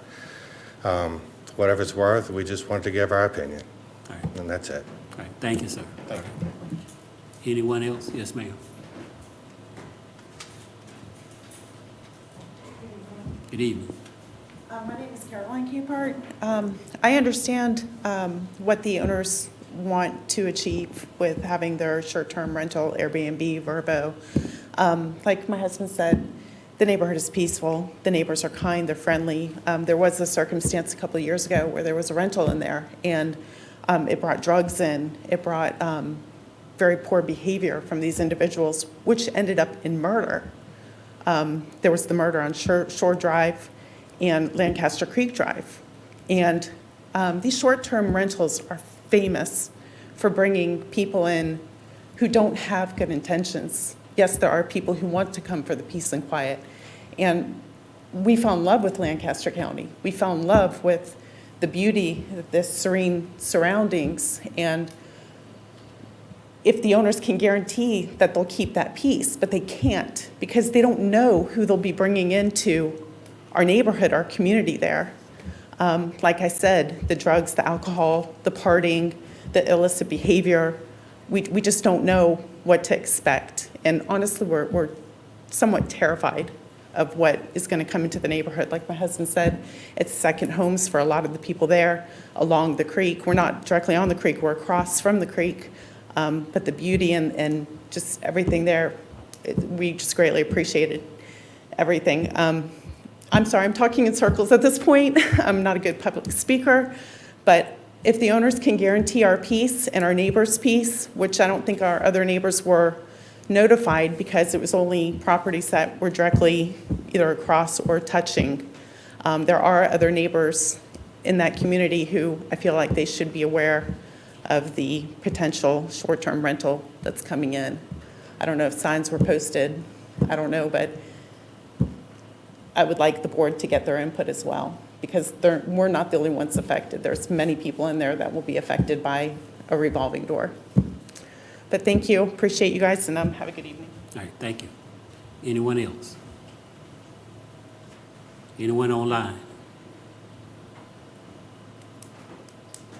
No, sir. Okay. All right, public hearing is now closed. You want to address some of those issues? Well, firstly, I think the malls they were supposed to be here this evening. Are they here? Okay, you want to come up and speak? So they could probably. You want to come up and speak? While she's on her way, you might want to explain the three strikes things and. Right. Right. Maybe Mr. Gill, because the gentleman was saying they just keep calling Right. with different people, but it doesn't make any difference if it's a different person, so. That's correct. And just as the Board of Supervisors may grant a special exception for a short-term rental, they can also revoke a special exception for a short-term rental. And what Mr. Lee was talking about, we have basically a three-strike and you're out rule. So if the board were to approve this, and there are three documented instances where the ordinance has been violated, then the board could revoke that special exception and they would not be able to continue to operate a short-term rental. Ma'am, if you don't want to speak, we're not. No, I'm fine too. I wasn't sure how the procedure was. Okay. But I'm happy to speak on it. My husband and I, he was not able to be here tonight, bought this last May, and in the time of renovating, then we found out that the special use permit or getting the special use permit went into effect. So we waited to put it online because we wanted to do it the proper way. We have owned Airbnbs before. We have managed them ourselves. So I can tell you that When we have had them, we don't let people come in for one night. We find that they're transient. We look at their rating. We don't let revolving doors happen because at the end of the day, this is our house. I mean, this is our property. We still occupy it. We haven't rented it all yet, but we intend on short-term renting it half and then short-term and then also occupying it. So we're going to be there about half the time. We're already there about half the time. So we have experience with managing this. We don't want the problems either. We don't want anybody to be bothered by it. We thought this was a great property because there's not somebody on either side of us directly. So that's why we didn't try to do this going into a regular, neighborhood with a bunch of people on us. So, and our intention is we'll probably end up there full-time at some point. This is just interim. So I don't know what else to say other than that we've done everything right, everything that we're supposed to. We have experience at this, and we are very closely monitoring who we let in there as well. And there is a rating system. If somebody's not rated well, we don't let them in. So. All right. Gentlemen, y'all have Hope that any helps. questions for? Gonna save you. You all right? No. Okay. Thank you, ma'am. Thank you. Okay. At this particular time, I move that we approve the applicant's request contingent upon the applicant's continued compliance with the requirements in Article 29 for unhosted short-term rentals. You heard the motion. All in favor say aye. Aye. All opposed, nay. Ayes have it, motion passed. All right. Ms. Pruitt? Okay, thank you, Mr. Chairman. Our second special exception is from Michael and Jean Marie McFadden from Richmond, Virginia. They are applying to operate an unhosted short-term rental as required by Article 29. The property is located at 661 Little Oyster Lane, Whitestone, Virginia, 22578. It's two lots, actually, so it's 36A-1-6 and 6A collectively in District 3. They have provided all of the required documentation. According to their septic operations permit, they are approved for a two-bedroom home, and they are currently advertising as a two-bedroom home. This is an existing short-term rental, and they have, submitted the required registry. They've been up to date on that. And of course, they are aware and pay the transient occupancy tax, which is primarily done through Airbnb and VRBO, which is where they are hosting. As I forgot to mention previously on the other one, the issue has been advertised and adjoining properties have been notified. To date, or when this was done, there have been no complaints or comments on file regarding this short-term rental special exception application. Thank you. All right, gentlemen, y'all have any comments before opening this up? Ms. McFadden? Yes. All right, you want to speak before I open it up? Okay. Hi there. My husband and I came just to answer any questions if you have regarding the property. We have been operating it, as Ms. Andrea said, for several years, and we are folks who, the same idea, we actually occupy it between renovating, my son Tan will prove today, and just visiting with family. We're in there about half the year. We rent about 90 days of the year, generally in the summertime, and our average occupancy is 4 adults and 2 children. So we like a quiet. We have a good reputation with our neighbors. They contact us. We did have a problem once, and we made sure we came down. We're only an hour and 20-minute drive, and we came down and settled it with the renters. We only rent for 3 days and above, so we also don't like transients. This is a home to us too, and we want to be good neighbors. So if there's any questions, otherwise. Any questions, Jim? Okay. All right, thank you for your time. All right. The floor is now open. Any comments? Any online?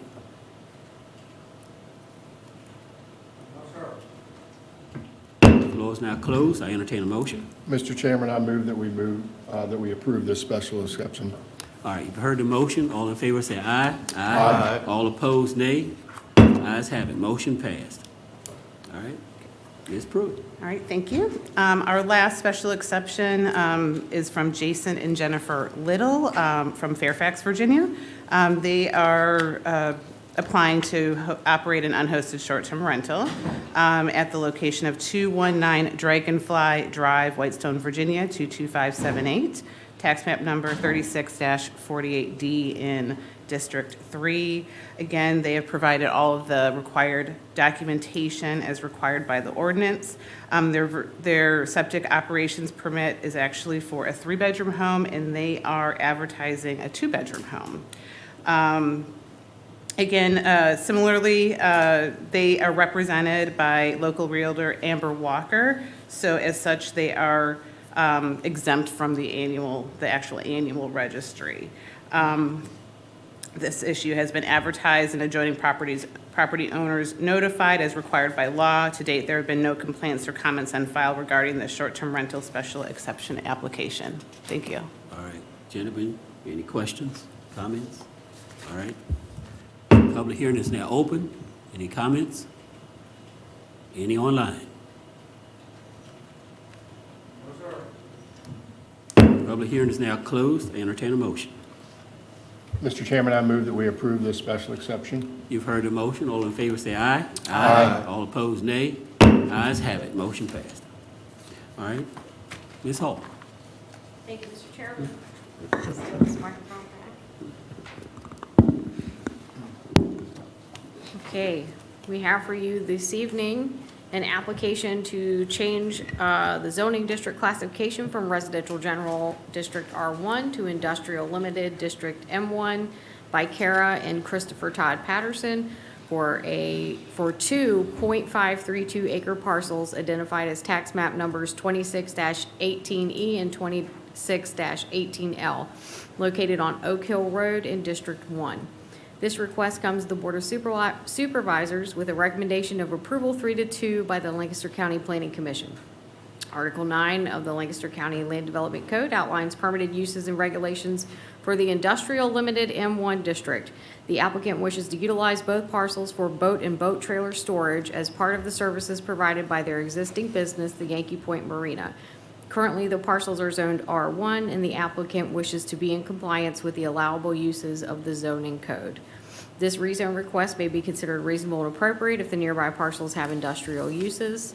A GIS map was provided for you in your packet, which shows that this is the case. The marina itself is zoned as M1. The Pattersons' other parcels are zoned M1. The Pattersons wish to keep 18I, zoned R1 as their home is located on this parcel. The comprehensive plan suggests strategies for achieving the county's objective of making growth and development consistent with the county's vision statement. One such strategy listed is to coordinate with an economic development program that identifies the type of industrial and commercial development desired by the county and to identify the most appropriate areas in the county for location of supporting facilities and infrastructure. The comprehensive plan also lists the goal of preservation of Lancaster County's maritime heritage with the objective of preserving and promoting our maritime heritage, the watermen who continue it, and our waterfront recreational and service industries. These tax map numbers are located within one parcel of M1 zoning utilized by the Yankee Point Marina, which is part of our water-dependent service industry, providing waterfront recreational opportunities for the community.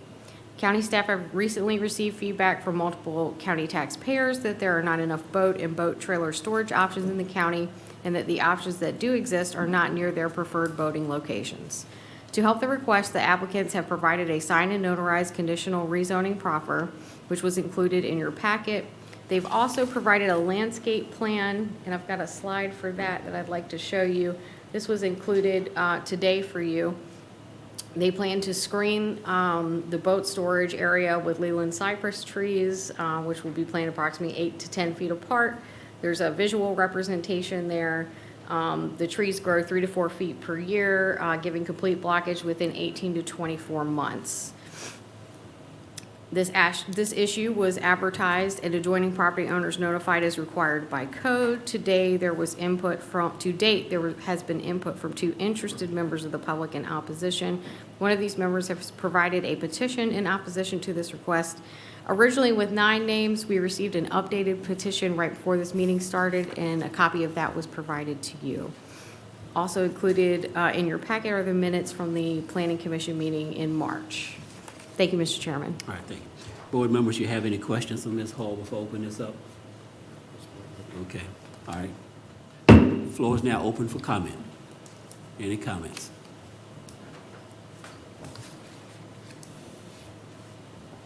Good evening, I'm April Lake. I'm opposing the spot zoning from residential to M1. The place has been residential for decades, and there was an issue about providing boat storage. There's plenty of boat storage in the county. There's 4 right now with gated storage, and 2 more are coming. And I also feel that this is going to devalue my property and other homes surrounding there because it's ugly. You know, who wants to look at that? It's beautiful. It's residential. It's been residential. Also, Leyland Cypress, I'm a landscaper by trade. They get a blight, and it'll just take them out. They'll be dead in no time. If a fence would be better, it would last. You wouldn't have any problems.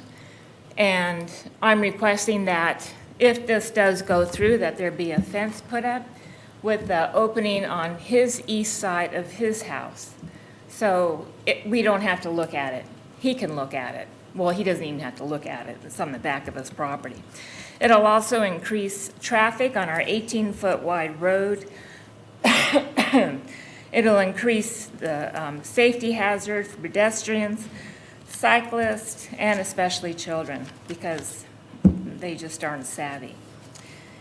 And that's about it. I mean, you know, Thank you. spot zoning. Do Okay. you have any questions?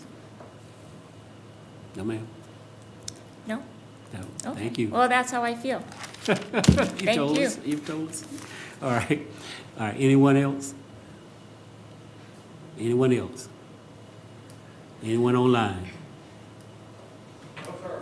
All right. Public hearing now closed. Public comments now closed. All right. I entertain a motion.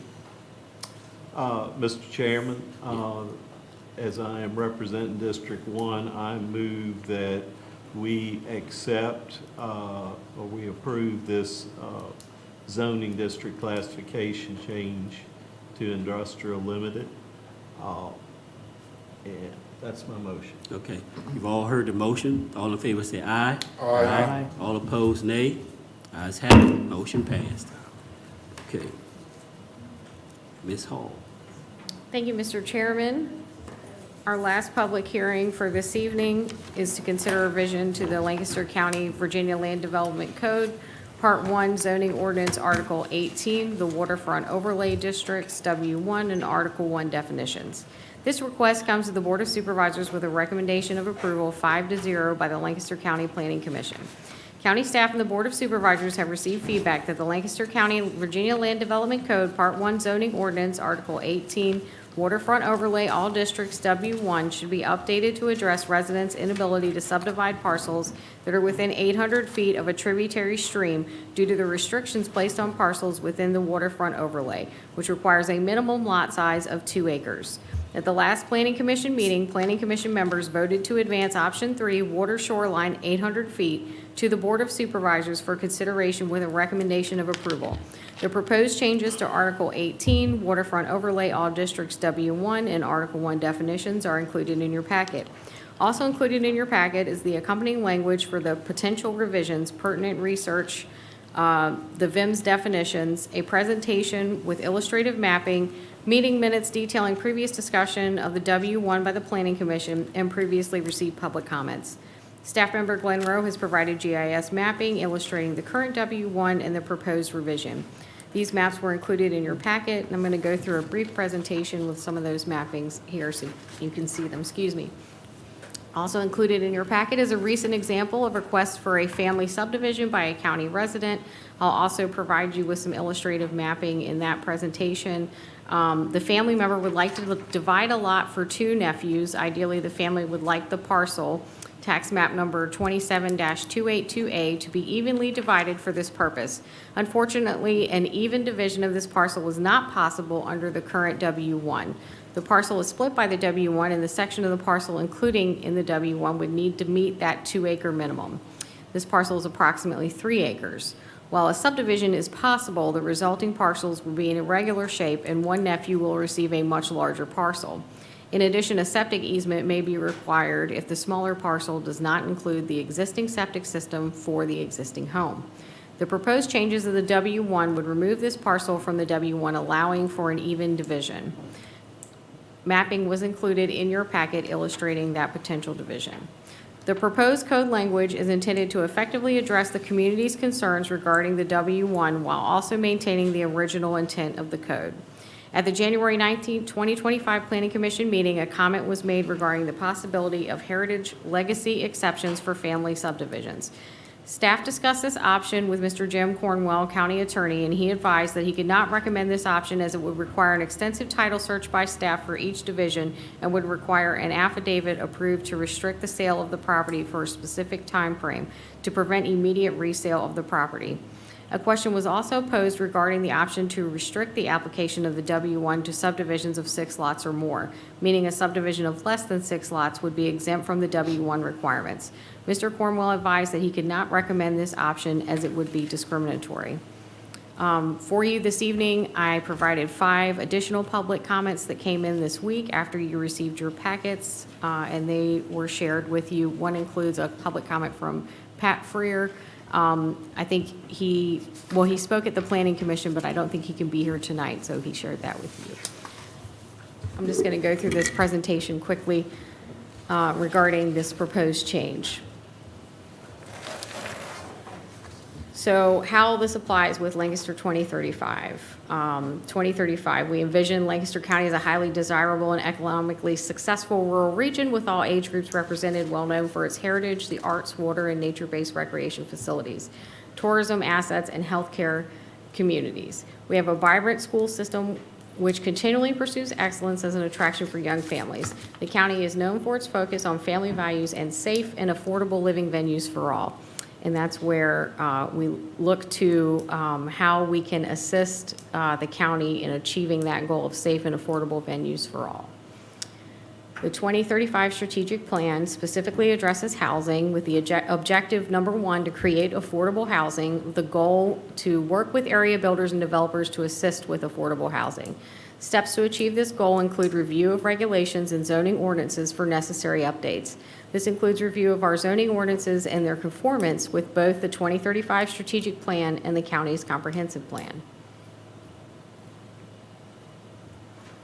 Conformance with the comprehensive plan. Currently, the comprehensive plan requires that the county direct higher density residential activity to the primary growth area. Part of the primary growth area lies within the existing waterfront overlay district, which requires a 2-acre lot minimum for subdivision. This lot size restriction is not in conformance with the county's comprehensive plan, which requires the county to direct higher density residential activity to the primary growth area. Based on this, staff are recommending approval of the proposed changes to the W1. Could I ask a question before we move on? Yes, sir. Could this potential change be applied only to the high growth density area here within the county's plan? Not So- the way the language is written. So- The proposal is written to remove tributary streams from the ordinance. But for everywhere, but could it be limited to just being within this particular zone? I think we need county attorney to chime in on that. Jim, are you available? Did you hear that? I am. Could you explain a little bit more, Jason, your question? Instead of applying this to all regions of the county, could this change only be applied to the area within the Lancaster County's planned growth area? So these changes would only affect any parcels that would be within this particular zone, but not the county as a whole? Short answer is yes. Okay, thank you. All right, but I'm not in agreement with that, because look at Crawford's Corner, Brown Store, they're nowhere near waterfront. Matter of fact, my property, nowhere near waterfront. Parking lot, nowhere near waterfront. We passed this for the waterfront protection, and we're not talking about changing the waterfront. We're talking about the unintentional consequences of what happened is going to correct those things. That's what we're talking about, tweaking it. It's not going to affect the people in the waterfront area. Thank you, Mr. Chairman. That's absolutely correct. Proposed changes. Option 3, waterfront shoreline. These are the changes to the language that we were recommending. It's a little hard to see. Let me see if I can zoom in here. Effectively, there we go.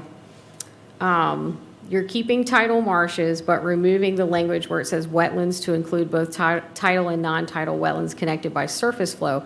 So what that language is saying is that you're coming off of the water shoreline edge, which is measured from the water's edge of the tidal marsh where beaches exist and the water edge of the beach, also referred to as the water shoreline in the VIMS definition, which is the definition we will use. So effectively, you're removing tributary streams, which are those perennial streams that flow continuously but are not necessarily tidal. So the second change would be to the definitions. And that would be the proposed changes, adding the upland shoreline definition and the water shoreline definition that we just discussed. What will change as a result? There are approximately 85,120 acres total in Lancaster County. The existing waterfront overlay consists of approximately 34,000 acres. The proposed update to the W1 will remove around 14,000 acres from the overlay, leaving approximately 20,000 acres still in W1. Parcels removed from the existing waterfront overlay district will no longer be required to meet a 2-acre minimum lot size for subdivision. What will stay the same? One other quick question. The 2 acre minimum lot size in the waterfront overlay district comes from the Chesapeake Bay Act, correct? It does not. No. It's not That is an additional protection that the county. as imposed? Yes. There are only 2 other counties that have something more restrictive than the Bay Act, and neither one of them are anywhere near the 800 feet, which is approximately 1/4 of a mile. The one that comes to mind, I can't remember which locality it was, but instead of having an 100-foot buffer, they increased it where there are areas of large topographic change. So a ravine, for instance, they wanted more of a buffer on a property with a steep slope, which makes sense. So this is a very restrictive addition to the Chesapeake Bay. Well, it's not an addition to the Chesapeake Bay Act, it's an addition to our ordinance. But we're not changing anything about how we enforce the Chesapeake Bay Act. That will stay the same. Does the Chesapeake Bay Act have any lot requirement sizing? It does not. It only has the 100-foot buffer in regards to development, yes. So what will stay the same? Parcels removed from the waterfront overlay district will still be required to comply with the zoning for the parcel, including lot size requirements, septic and well regulations, and environmental regulations, including erosion and sediment control, stormwater management law, and the Chesapeake Bay Act. That is bolded and very large because in some of the feedback we've heard back from the community, they feel that we are going to change something about how we enforce environmental regulations in the Bay Act, and we are absolutely not changing any of that. This is only going to affect that ability to subdivide less than 2 acres. So the 800-foot overlay remains in place along the water shoreline. So you're still going to have that 2-acre requirement within 800 feet of tidal water. The 20,000 acres still included in the waterfront overlay district must still comply with that 2-acre minimum for subdivisions and must average 200 feet of water frontage where applicable. That is part of the ordinance that doesn't apply to these perennial stream properties that are non-tidal, but does apply where there is water frontage. So looking at this mapping, you see the current W1 on the left and the proposed W1 on the right.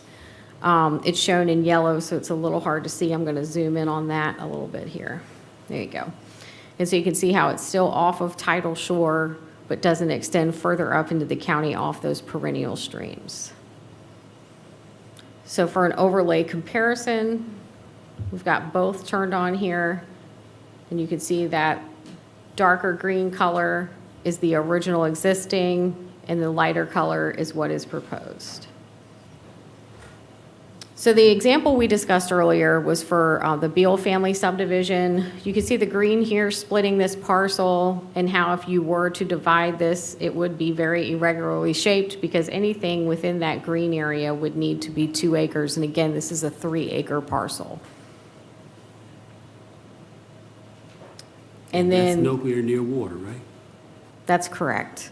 So the 800 feet is shown in this darker color green here. And then the lighter color that you also see here on the proposed W1 takes the lot completely out of that waterfront overlay. So it's well over 800 feet from tidal shores. They can't see water from that lot, and you'd have to drive some distance to get to water from that lot. The following slides show examples of areas to be removed from the waterfront overlay. For a more comprehensive illustration, see the last comparison slide. So let's go through these. What is being removed from the overlay? So this is near Brown Store. That green area is what's in the overlay due to a perennial stream, and that would be removed. Near Crawford's Corner, again, the green is coming out. Near New Courthouse. Near Pinkersville. In regards to these examples, how many requests other than the Beals in the last year have we gotten and had to turn down? Do we know? I don't have a number on that, but I get requests for subdivisions that are affected by the waterfront overlay mostly once a month, if not more. What is being removed from the overlay? Again, town limits are not subject to the waterfront overlay. This is the area near Walmart, so just anything that is in the county and not the towns, because they do not have a waterfront overlay. This is near Hills Quarter, so again, outside of that town boundary. So that green area that you see in that upper right corner here, this area, that is not inside the county. That's actually within town limits there. But this area at the bottom, that would come out. So do we have historical records on the overlay being put in place to limit development for the purpose of water quality, or is it just the limit development on the waterfront? So we shared the complete history in that packet, and the reasons. It seemed murky there. There were a variety of reasons listed when they originally created the waterfront overlay. It was created, was it around the same time as the Bay Act originally? Do you remember? I don't remember the exact date. It's in that packet. It was May of '88 when that May of was 88, created. yeah. The Bay Act was October of '89. Yeah. And So. this was put into place in what, a year after what you said? Yeah. So it was following the premise of the Chesapeake Bay Act, which is a water quality act. Correct, and I think originally, the way it went through a few different iterations when it was created. And originally, the way they were interpreting the waterfront overlay is not how we interpret it today. There's been some language change over the years. And if you interpret the waterfront overlay exactly as it's written, it includes all of these perennial streams. But there have been predecessors of mine who did not interpret it that way, which is how some of the development that you see along the water where there's more dense neighborhoods occurred. And Those would have been approved site plans or Right. master plans, of course. Right. correct? So there, in those terms, some. And it's not that anyone did anything wrong or that they weren't complying. It's that through the years, GIS has greatly improved the way we can look at these perennial streams and mapping. And so now that we realize the unintended consequence of all that, I mean, if you're creating something for the waterfront to protect tidal water, and you're in Crawford's Corner and Pinkersville and these other areas affected by it, there are some unintended consequences there. To a point, yes, but if the premise of this overlay is really to protect water quality, the inland areas where you're draining from into your tributaries is just as important to where you're dumping directly on the creek. So if there is a dump in a perennial stream area that drains, say, to the Coratoman or wherever body of water, that's going to be just as impactful or greater impact as if you just dump that oil directly into the water. And that's absolutely correct. You have to protect those perennial streams. The headwaters are very important to the health of our community. And those streams will still be protected with the Bay Act. And one way to look at that, 800 feet, as we discussed, is a huge distance. And so topographically, you could have a parcel that is in the waterfront overlay, but not actually draining to the feature it's protecting. So that could drain across the street to a different area. Of course, yeah. And so the waterfront overlay is kind of incidentally protecting it unnecessarily in that way. But we do still have those other existing environmental protections in place. We have our environmental code and, of course, compliance with the Bay Act. Now, I just want to clarify one thing, because I think I heard it wrong. Air W1 was effective as of May the 11th, 1988, which actually predates the Bay Act. The Bay Act was effective October of 1989. Thank you. So Air W1 predates the Bay Act. Mr. Palin, were you on the board at that time? Yes. He was teaching at that time. And the main reason we did this was for basically the waterfront, the people who are living on the waterfront. As I'm looking right here, what Patrick Fryer said, he was right in the middle of that. He said this was unintentional consequences. And when it was brought to our attention, we said that that's not what we were looking for. All right, so I'm going to speak my mind on this one. I don't understand it. We're not changing the people that wanted this ordinance put in place. We're not changing anything that affects them. We only changing what was unintentional consequences of what we did when we put it in there. Most times when you do something, sometimes for the first time, you may need to look back at it and do some tweaking. This is the tweaking part of it.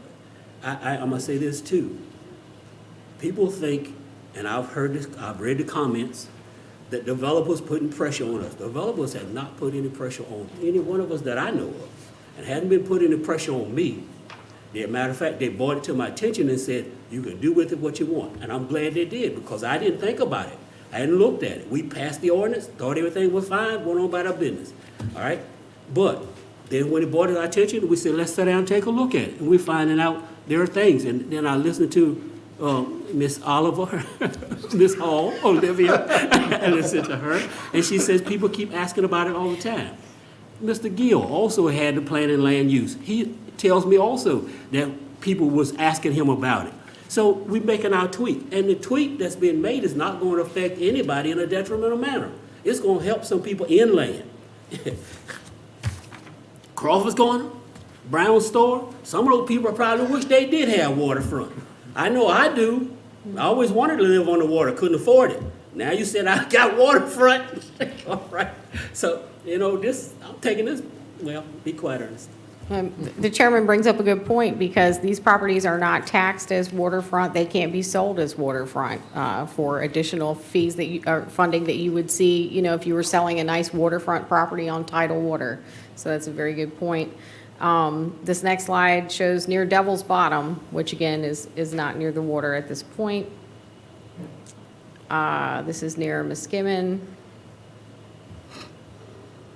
near Field Trial, near the Richmond County line. So again, the green would come out. Field trial, okay. I guess no property owners would be glad if they had it. And then near Haney Farm, Nutsville Road area. And that's the last slide I have for you. Thank you, Mr. Chairman. Okay. I've had my say, gentlemen. Y'all want to say something before I open up? Jason, I'll say. I'll second further comments. I've said this, y'all probably read the minutes, and I made the spill at the planning commission meeting. And, we tend to forget people like Ms. Beal that's on the call. We forget all about those people who inherited land that was passed down, and now they can't do anything with it. They can't build, they can't divide it up amongst their siblings, and each one of them build a home. We kind of forget about that. If they was on the waterfront, that's something different. Right. But they're inland. And that's the people I think we kind of forget. And I don't believe that we're gonna have a rush of developers running into Lancaster County. How come they haven't rushed into Northumberland, Richmond County? They don't have a waterfront overlay. if you think about water quality, think about this. I grew up going in and out of Indian Creek. Indian Creek is on both counties, Lancaster and Northumberland. So are you telling me the water quality is better in Indian Creek on Lancaster side than on Northumberland side? Water don't know no boundary lines. So, you know, you think about that. You know, you can argue the issue about water quality, but you got your neighboring county sitting there, don't have this. You don't have that 2 acre minimum that we got.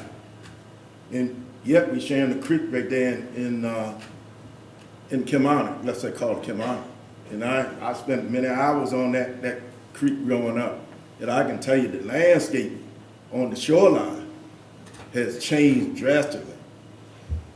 Drastically. If I had pictures from 1950s and 60s and show it to you now, you would start questioning, okay, what's more of a problem? That right there, or somebody building a house up in Crawford Corner?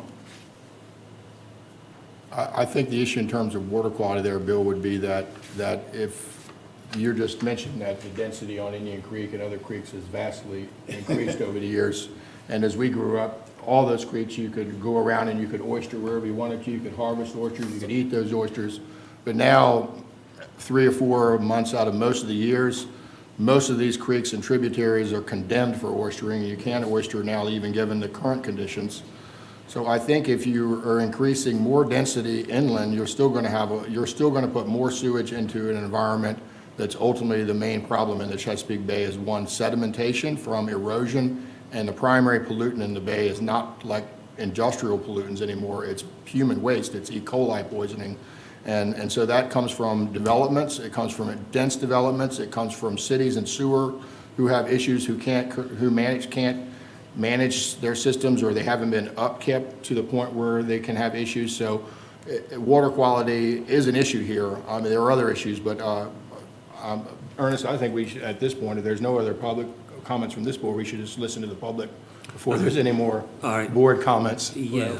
I do. Because that's what's important. Yeah, go ahead, sir. I do want to echo my feelings, and I wasn't on when this was passed, obviously, but when I read it and looked at it and these examples really help. I appreciate you putting that in there, Olivia. To me, I know where most of these places are, and I just don't think of them at all as waterfront. And I think it's a definite unintended consequence of this. And sometimes laws have to be tweaked for things like that, and I think this is one of those cases. And for the life of me, I just don't think it's going to create a problem. If it does, who's to say we can't come back a year from now if something we didn't anticipate comes up? But I do think it needs to be tweaked. That's my thought. Okay. Any other board comments before moving this up? All right. At this particular time, it's open up to the public for comment. Mr. Bennett?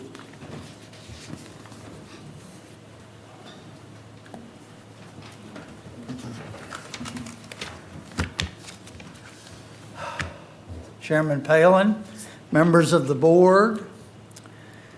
For more than 50 years, I've been a registered architect and professional engineer, a real estate investor, and for the past 25 years, a local realtor here in Lancaster. I retired from the Commonwealth of Virginia as Director of Dam Safety and Floodplain Management. Thank you for the opportunity to speak this evening. Lately, I've been thinking about how this county began, how people came here to settle in the 1640s. They were risking everything for a better quality of life, drawn to an open space, fertile rivers, the sense of promise. Remarkably, we still have that same land, the same beauty, the same values, but it's fragile. And when we start weakening the environmental protections that have preserved it, and allow for higher density where it doesn't belong, we jeopardize what generations have worked to protect. Let's be clear. The people who want a high-density lifestyle already have cities to choose from. They aren't coming to Lancaster. The people who choose Lancaster are the ones who cherish nature, wildlife, water access, fishing, and outdoor activities like the Triway Trail. They're looking for a peaceful, authentic way of life that's becoming harder and harder to find. The Board of Supervisors that created and supported the waterfront residential overlay had vision. They understood that it's not a choice between environmental protection and housing opportunity. We can do both, especially now when younger generations are choosing less, smaller homes, less maintenance, and a more meaningful connection to nature and community. The right answer isn't more density. The right answer is to continue protecting what makes this place extraordinary. Because once it's lost forever. Let's build the future of Lancaster around the values that brought people here in the first place and will continue to for generations to come. Thank you. Okay, thank you, sir. Okay, Ms. Bennett.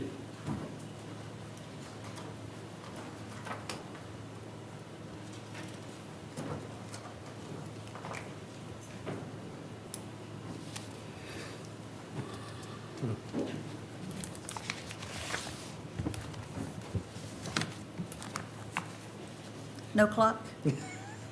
Go ahead. You have to start. You just can't see it. Oh, it's not on the screen? Hold on. This whole time I thought it was up there. Hold that thought. There we go. Okay, ready. Chairman Palin, members of the board, my name is Catherine Bennett, District 2, Pinkersville Road at Crawford's Corner, draining into the Caratoman River. I've been the principal broker of a real estate firm in Lancaster for 22 years, and I've been selling and leasing property locally for 29 years. Thank you for the opportunity to speak tonight. The 2035 strategic plan emphasizes attracting young, working-age families. You want them to move here, take jobs, start businesses, contribute to the tax base, and enroll their children in our schools. But what do they want? It's not just about affordability. They're choosing homes based on lifestyle, eco-conscious design, reliable high-speed internet, flexible remote work, walkability, and connection to nature. Many are happy to rent or live in tiny homes or vans if it gives them flexibility and quality of life that prioritizes freedom and over square footage. But environmental responsibility is non-negotiable for them. Lancaster County has the best environmental protections in Virginia that provide that. The 2035 plan does not say, let's lower environmental quality to attract younger generations. It takes advantage of the protections we have now. Keep them as is. And developers, they need to work with our ordinances, not change them. And they need to build homes that are actually affordable. What they're building is too expensive for young families and first-time home buyers. But it's just right for retirees, vacation homes, and investors who are already coming here in droves. And while I do feel for property owners who can't meet the subdivision requirements, we must remember that those properties were deeded after the waterfront overlay was already in place or before it, and knew or should have known that further subdivision wasn't permitted, even for relatives. To remove those protections now across the entire county for these few individuals would be a mistake with irreversible consequences, especially with the Rappahannock River just named as one of the most endangered rivers in the country, and it concerns even Rob Whitman. I sell serenity. That's what my buyers and renters want, and last year alone, my business brought in nearly $5 million in local sales. If we undermine that serenity, we damage Lancaster's greatest asset, with businesses, tourism, and seafood industries feeling the negative impacts. The waterfront overlay is not a burden, it's an intentional safeguard. Let's protect what makes Lancaster County that one special ecologically protected county in Virginia by making decisions that reflect the values of the younger generations we need and hope to welcome. I would be glad to answer any questions. Thank you, Mr. Chairman. All right, thank you. All right, Mrs. Gale?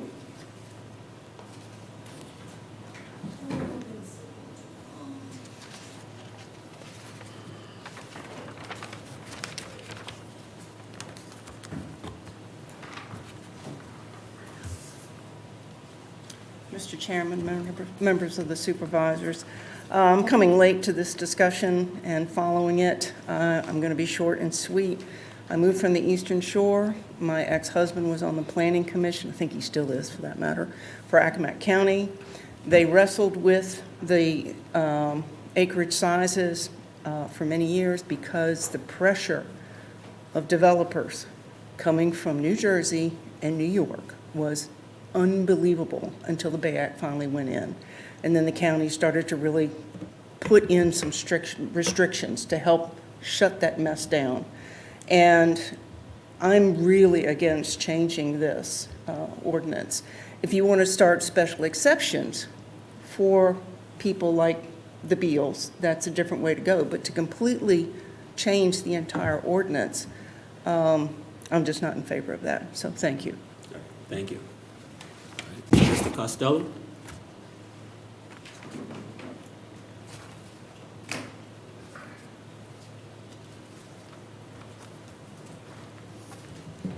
Charlie Costello, District 2. Would you put up the slides that you just took down? And I'm going to be very quick. Go ahead to Haney's Farm. One thing about your slides, Ms. Hall, Mr. Rowe did a good job of doing things. However, the scales change between when you put up what is the tributaries to what is without. But if you'll bring them up, please. And we'll stop this until you get them up, please. Thank you. Trying. Is this just a ploy so you can talk longer?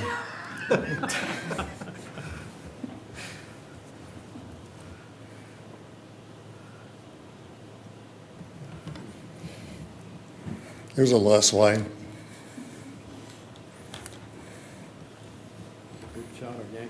Hang on. She got rid of it, didn't she?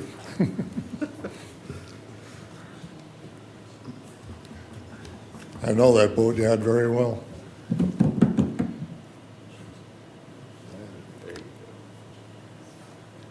Right at the bottom, all the way down. Keep going. More. All the way down. There you go. One more. There you are. Okay. Now, what is wrong with this slide? Haney's Farm. There is no contours. You can't tell what the is with those things. There ought to be the contours showing it. And I had, no, back it up. I can't see your time. So. There, go ahead.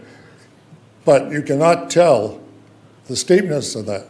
The other thing you can't tell from here, that is Haney's Farm, is where Wallace Solar Farm is.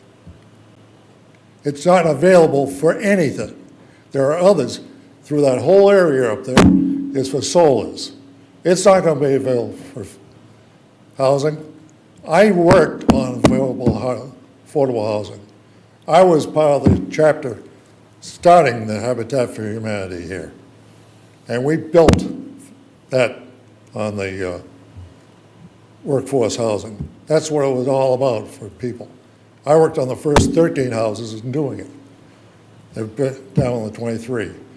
And all of this working out, it's not, if you're protecting the shoreline and the quality of the line, you've got to start at the headwaters and not wait until you get down to the shoreline. It's not for me, it's for the future. I'm not going to be around that much longer, but I'm going to be around long enough to see that bridge built. So figure on that one. But I don't believe in that, and you put it down, Wow, forget about come on, it. Mr. Costello. All right, say your thing and finish. Ernest? Yes, I'm still talking. your time is up. Thank you, and I'll be glad to come back again. Thank you.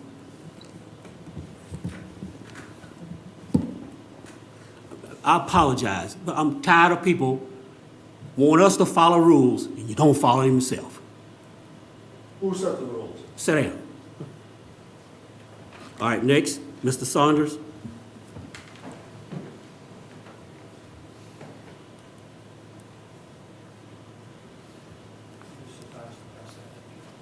It's the same thing on this side.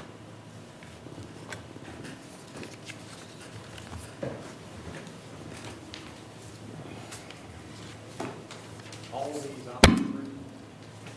I'm not sure.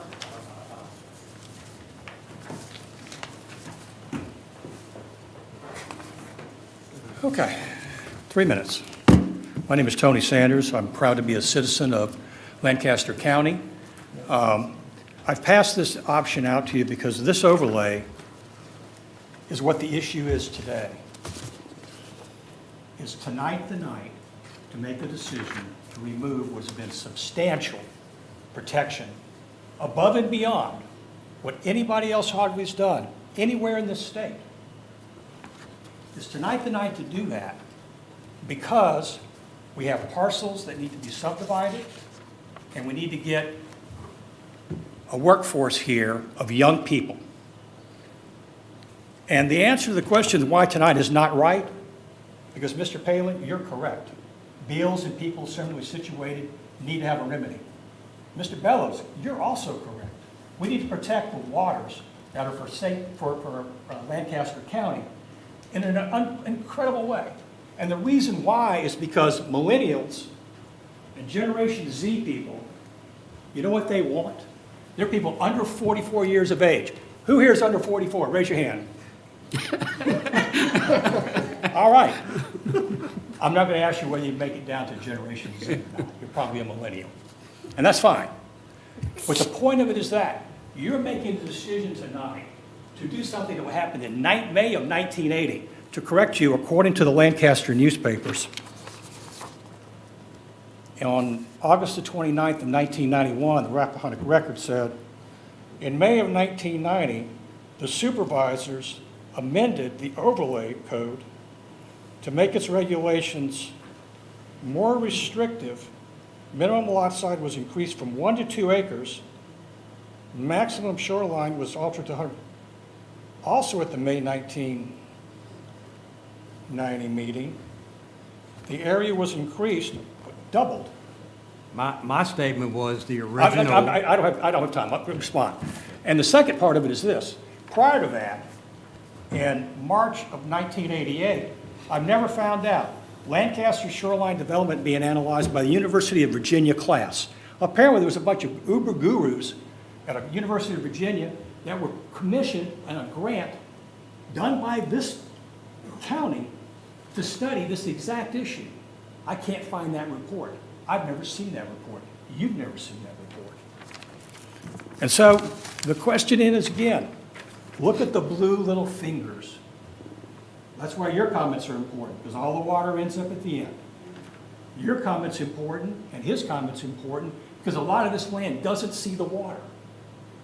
I'm not saying that you don't need to change the ordinance. What I'm saying is you're not ready to change the ordinance tonight. There are things that you can do, and I'm going to stop, but if you want to, before I stop, if you want to know what the conversation I have with a 39-year-old delivering oysters from this river up to Alexander, Williamsburg, and DC, I'll have to tell you what a 39-year-old told me in my car over 2 hours. Just got to ask the question. After that, my time is up. Point of clarification, my statement was the original ordinance was adopted on May the 11th, 1988, which it was. And amended in 1990 to be the restrictive as it is now. I didn't go through all the amendments. I said the original version predates the Bay Act. Thank you. You know, you're absolutely right also, but that still doesn't mean that we need to pass this ordinance tonight. Thank you, sir. That's your opinion. All right. That's Anyone correct. else want to You speak? can do it by variance and No, and you can ask your lawyer, get your lawyer on the line. He's on the line, and a BZA cannot grant a lot size reduction through a variance. Then why do you have? That's correct. Then He why cannot. do you have a floodplain overlay district and you have variances for that? That's for variances for construction in the flood zone, not for lot size. And you're telling me that's not legal for this board? No, a BZA can grant a variance for construction in the flood zone. They cannot grant a variance to reduce lot size. That is not my question, sir. You, That's your answer. I No, hear your answer. you asked me to. Mr. I'm not gonna Cornwell, argue. you want to answer that question? BZA cannot grant variances for lot sizes. A special use permit only provides a change in the use, not the lot size. And BZA can grant a variance for setbacks and things like that, but not as to lot sizes. That's a matter of law in Virginia? I'm not going to argue with you, sir. I gave you my opinion. I'm not going to either, but I was an attorney for 45 years, not in Virginia, and I studied environmental law for a living. Good. When I'm I was an in attorney undergraduate for school. 50 years, and I've And I done would nothing suspe- but I would look for government suggest to law. you So goodbye. that somebody should probably do some additional research into whether special uses and our variances can be used to The re- solve the problem that you need and your The research has been constituents done. need. Amen. And you can still protect the water. You can have a win-win here, gentlemen. All right. We do have it. That's my opinion, and my time is up, and I will leave you to decide. Anyone else? Thanks. Oh, by the way, I know it's not my time, but I especially want to compliment all the staff and everybody here that did one of several things that made me being here tonight possible. One, you put a Lancaster webpage up. It is superb. It is one of the best ones I've seen, and I've seen a lot of them. Second of all, you've created a citizens portal. Phenomenal. 21st century at its best. I could get the agenda, I could get your packet, which I read every page of your packet. Remarkable. Whatever you decide, hats off to that. I read your 2035. Remarkable. It answers a lot of the questions. I would just suggest to you that it doesn't answer the question you have before you. All right. Anyone else? Thank you. Yes.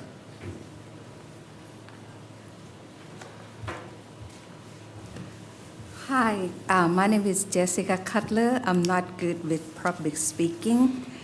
But before you make decision, I would like to ask some questions. Because I've been here for 25 years and my children graduate here from Lancaster High School with a lot of board members. And my two boys, I asked them, "Are you want to come back and live here?" They say no, because they don't have job for them. And I would like to know the people that you're gonna bring here, what kind of job you're gonna provide, because people in Lancaster, since I'm a realtor, I have interaction with people in Lancaster, and a lot of them not even work. And the job that we provide here, that we're gonna have Taco Bell, we have Walmart, we have Dairy Queen, and so on. Why don't we encourage people here to go out and get all that jobs before we bring people here? And I don't go out in town that much, but today I drove to Gloucester, and about 3:30, I'm so sorry. About 11 o'clock, the 2 lanes in Kilmarnock already have traffic jam. And all the summer when we come is we bring more people because we have more Airbnb, and it got jammed up. And now we're gonna have how many houses here, and gonna bring more people. And the young people, they don't want to come here for the fact. And the people, the teachers who come and teach in Lancaster that I interact, because I was vice president of PTA, they came for 2 years, and after they got experience and they leave because we have the lowest pay during my kids in the high school in other counties, and they left. And the thing that you want the housing affordable, you can have like a Mercer Press there that people can afford or professional can afford. Every time I got a phone call, majority of them, they call me, if I have the sign put on the property, they say, Jessica, is that for rent? You know, they can't afford it, just to be the fact. How many people can afford waterfront home here? We came here 25 years, that's why we be able to afford. And because we have boats and because we enjoy the waterfront, and that's what my point. But before you make decision, I would like to have to see the economic in the real, spreadsheet come out. How many people gonna come here? How much they gonna make? And the fact is, how many people can afford the housing here? I sell the house list $175,000. Hardly people can come and jump in and buy it.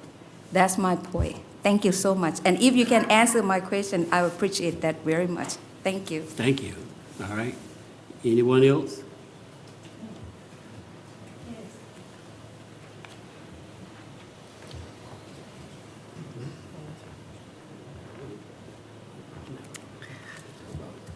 Chairman Palin, members of the board, my name is Leisha Fulton, and I live in Lancaster County. And looks like we're in a world of trouble here with our environment and development, and it's disturbing from what I'm seeing here. I've been here 5 years and been coming here 25 years, and things change. It's inevitable. Development is going to happen, and I hope and pray that it's done in a good way, because this is a special place, as we all know.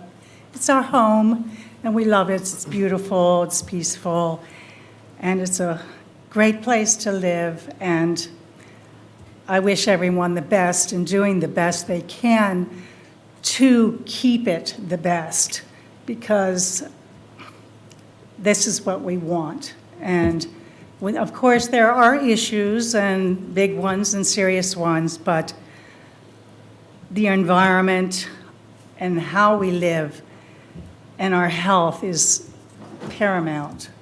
And I just hope that this special place stays special and doesn't get out of control. And that's all I have to say. Thank you, ma'am. Thank you. All right. Anyone else wants to speak? Anyone online? Ms. Beal. Ms. Beal. Ms. Beal, your chance, your time now. Ms. Beal. Y'all are way past my bedtime, but thank you for an opportunity to speak. And it is amazing to me how everyone has gotten up to oppose being able to change this waterfront footage. And they are developers, they are real estate agents, they are all of these come-heres. I was born and raised here.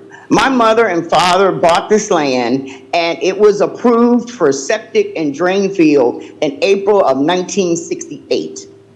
They were one couple that had 3 children. They have 3 acres. They wanted each child to have an acre. So now we're at a point where at my point, I've moved, I found my home in Kilmarnock because there were so many issues and hoops to jump through. My brother lives in Louisiana, and my other brother lives in Richmond because there are always so many complications. However, I bet that each and every one of them that got up and opposed it are closer to the waterfront than where my property is. I was born and raised here. I played in the creeks. I walked in the paths behind Taylor's Creek. Behind my house to get to Taylor's Creek to be with my community and friends and family. But whenever we try to do something with our land, there are all these rules and restrictions. And it's easy to get up and oppose something when you've already got your piece. And this doesn't affect you, it affects me. This is my last opportunity to be able to help my family get this subdivided so that I only have one child. My son can have a piece, and the children of the current owner, each of them can have a piece. I care about the water quality. I grew up here. I used to play in the creeks. That was my backyard. So I care about the water quality just as much as anybody else. But I didn't hear any concern about the water quality when they were going to change residential from Yankee Marina, right there on the water, to industrial. But now all of a sudden, you have a problem with water quality. So I just hope that with all of the work that has been done, all of the comparisons that have been made, and the fact that we are still well within the 100-foot state code barrier, that, the Board of Supervisors would really take a look at this. Like I said, this is my last chance, and I would like to be able to leave it to my son so that he can build at least on 1 acre. I thank you for your time. I thank you for your consideration.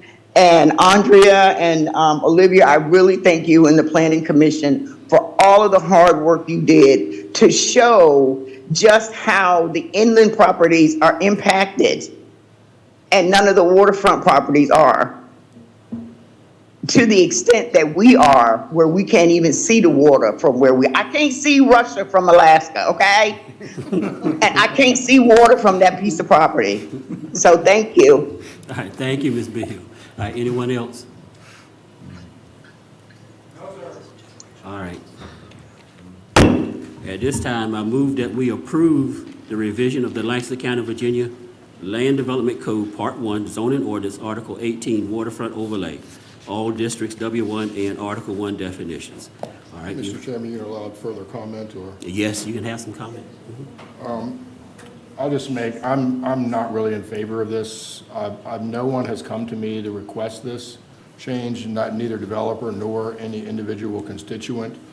I do not see where this will improve affordability of housing. I think we do have something very special here in Lancaster County. People come here because of their uniqueness. Certainly, all rules and regulations do put hardship on certain people. But this appears to me to be more of a solution looking for a problem than a problem needing a solution. Water quality is a very complex thing to look at and to evaluate the impacts of it, but we know that development over time has caused the Chesapeake Bay to degrade and not be as best quality as it can. We've spent a lot of effort to revitalize that, revitalize our seafood industry, invest in the working waterfront. I just don't see any need to change this when we haven't really had any demand for it to say, and also the fact that I just don't see it increasing or making houses more affordable. In no place in history has more density led to lower housing cost or lower taxes. And if you can point that place where density increased and taxes went down, I want to know where that place is, because I'm going to sell my house here and move there, because that's going to be utopia, because it hasn't happened anywhere. Because anywhere we've had massive increases in development, or any increases in development, or any of that density increase, taxes have gone up, services demands have gone up, environmental quality has gone down generally. Those are my comments. I'll be voting no on this. Thank you. All Mr. right. Halen, Yes. I saved my comments until everyone else had a chance to talk. And I'm like Jason, I'm really not saying that I would be voting against it. I just don't feel like I'm ready to vote tonight. I think there could be something another option brought before us. And we are in a tough situation because we talk about bringing in more housing, more affordable housing. We know affordable housing isn't going to happen on the water, it's going to happen off the water. So I believe that I want that. I want growth for this county, but I want smart growth. I want to bring young people. I wish that my kids were here. I wish that they, after graduating from college, they could have moved back here. And I've been here. I was born and raised in this county. I lived on Taylor's Creek. In fact, as a kid, I remember playing in the woods, and I remember pulling trash out of the woods that was in a stream that was leading into the Taylor's Creek. I remember going to the dump and backing up to a big hole and throwing our trash into a big giant hole, and that's why we had work orders to bring in more soil, because that's where the trash went. And now, so we've come a long way when it comes to water quality and air quality and all those things.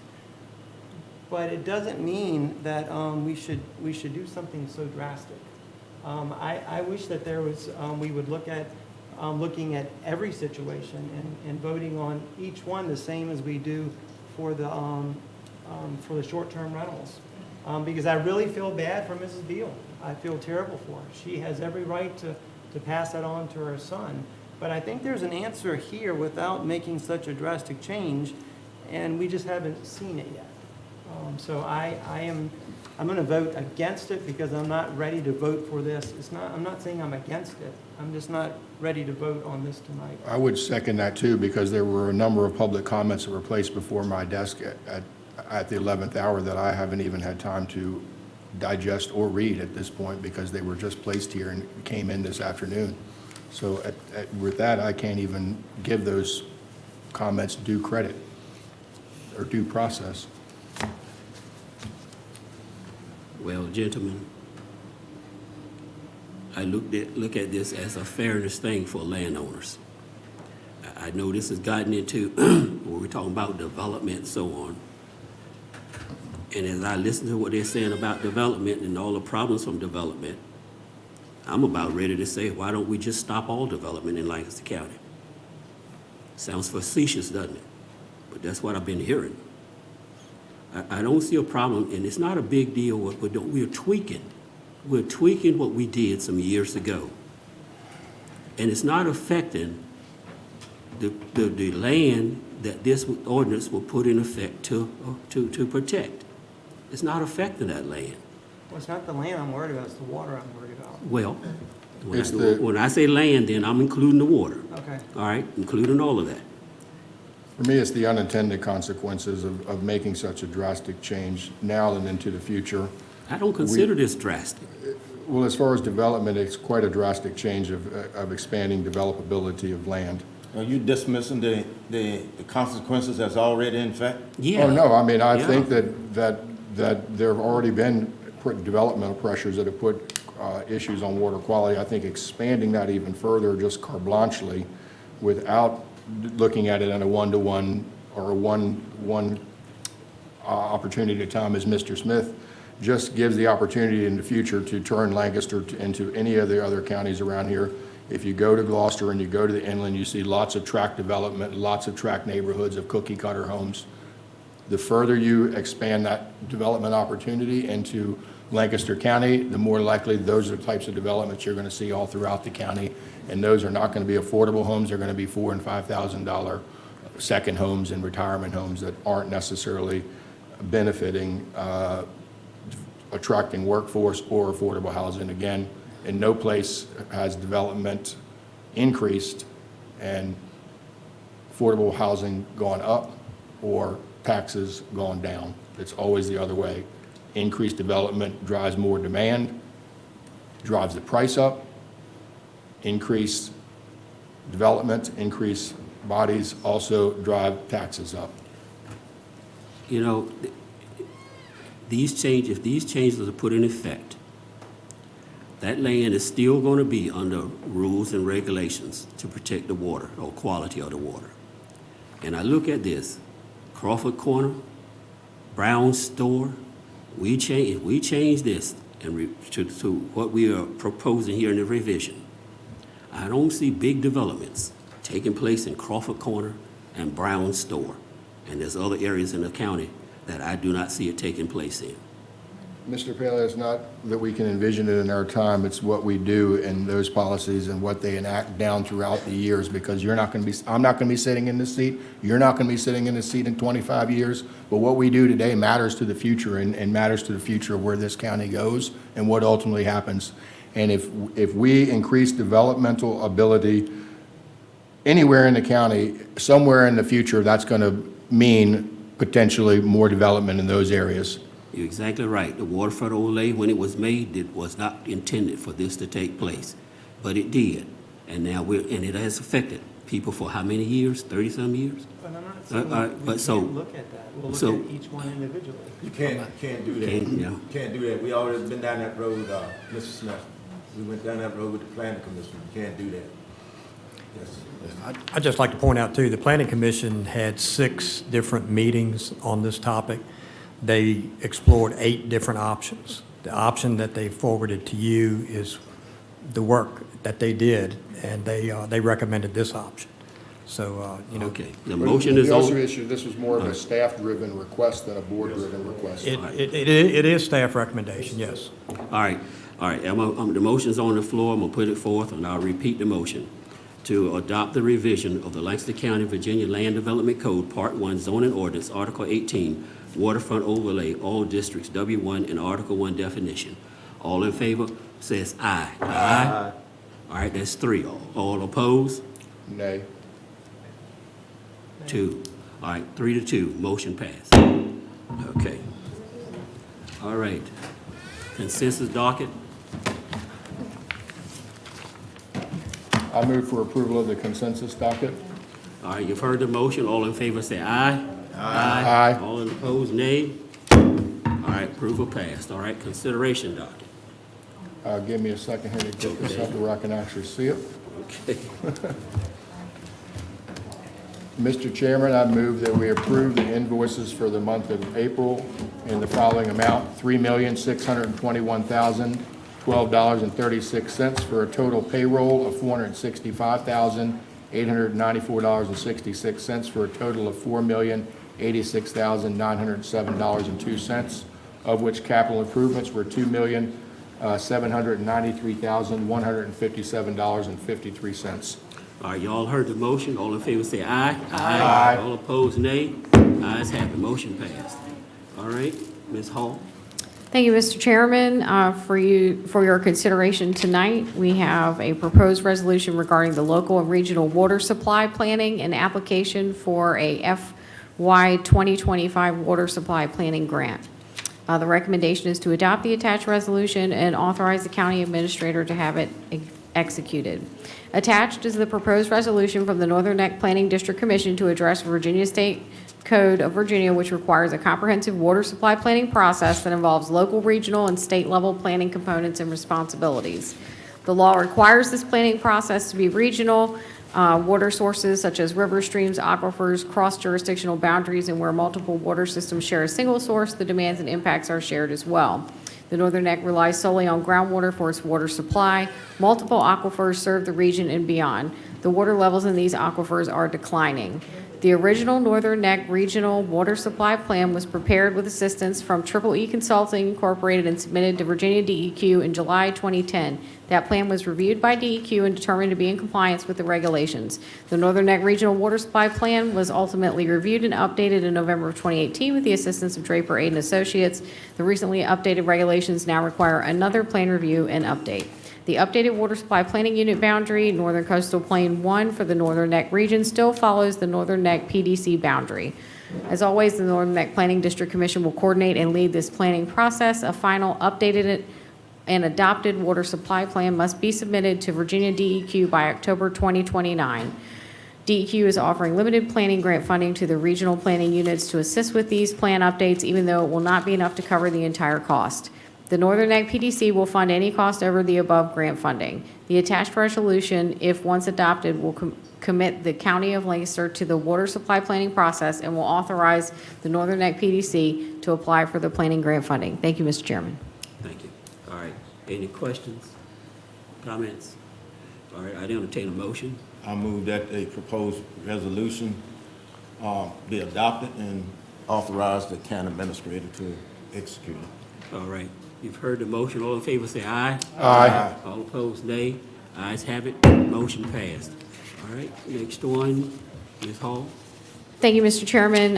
Consideration item number 3 goes hand in hand with your public hearing regarding Article 25, which was the removal of the special exception requirement for co-location, where there isn't an increase in height. Related to that, we are required to charge no more than $500 for that permit fee. So the recommended change is from the $2,000, which we are charging, to $500 for a co-location. Thank you, Mr. Chairman. All right, any questions of Ms. Hall?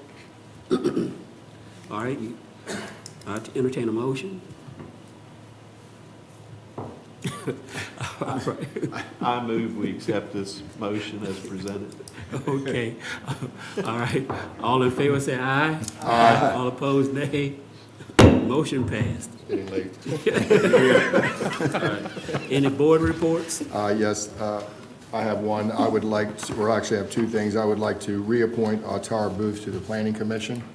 All right, you heard this reappointment. All in favor, say aye. Aye. All opposed, nay. The other question is regarding the overlay. Is there any way that we can track data of the requests of what's going forward, which requests come in that were affected by that change? I can tally that. And then present a report, I guess, to the board Sure. at a time when quarterly or something to I'd give be us an happy to do idea of that. like what the volume is and what those changes are happening, what's affecting. Mhm. Thank you. Any other board reports? County Administrator report. Mr. Bellows said it best, it's getting late, so I'll pass on anything. All right. So we don't have any closed meetings, so I entertain an adjournment motion. So moved. All right, all in favor, say aye. Aye. All opposed, nay.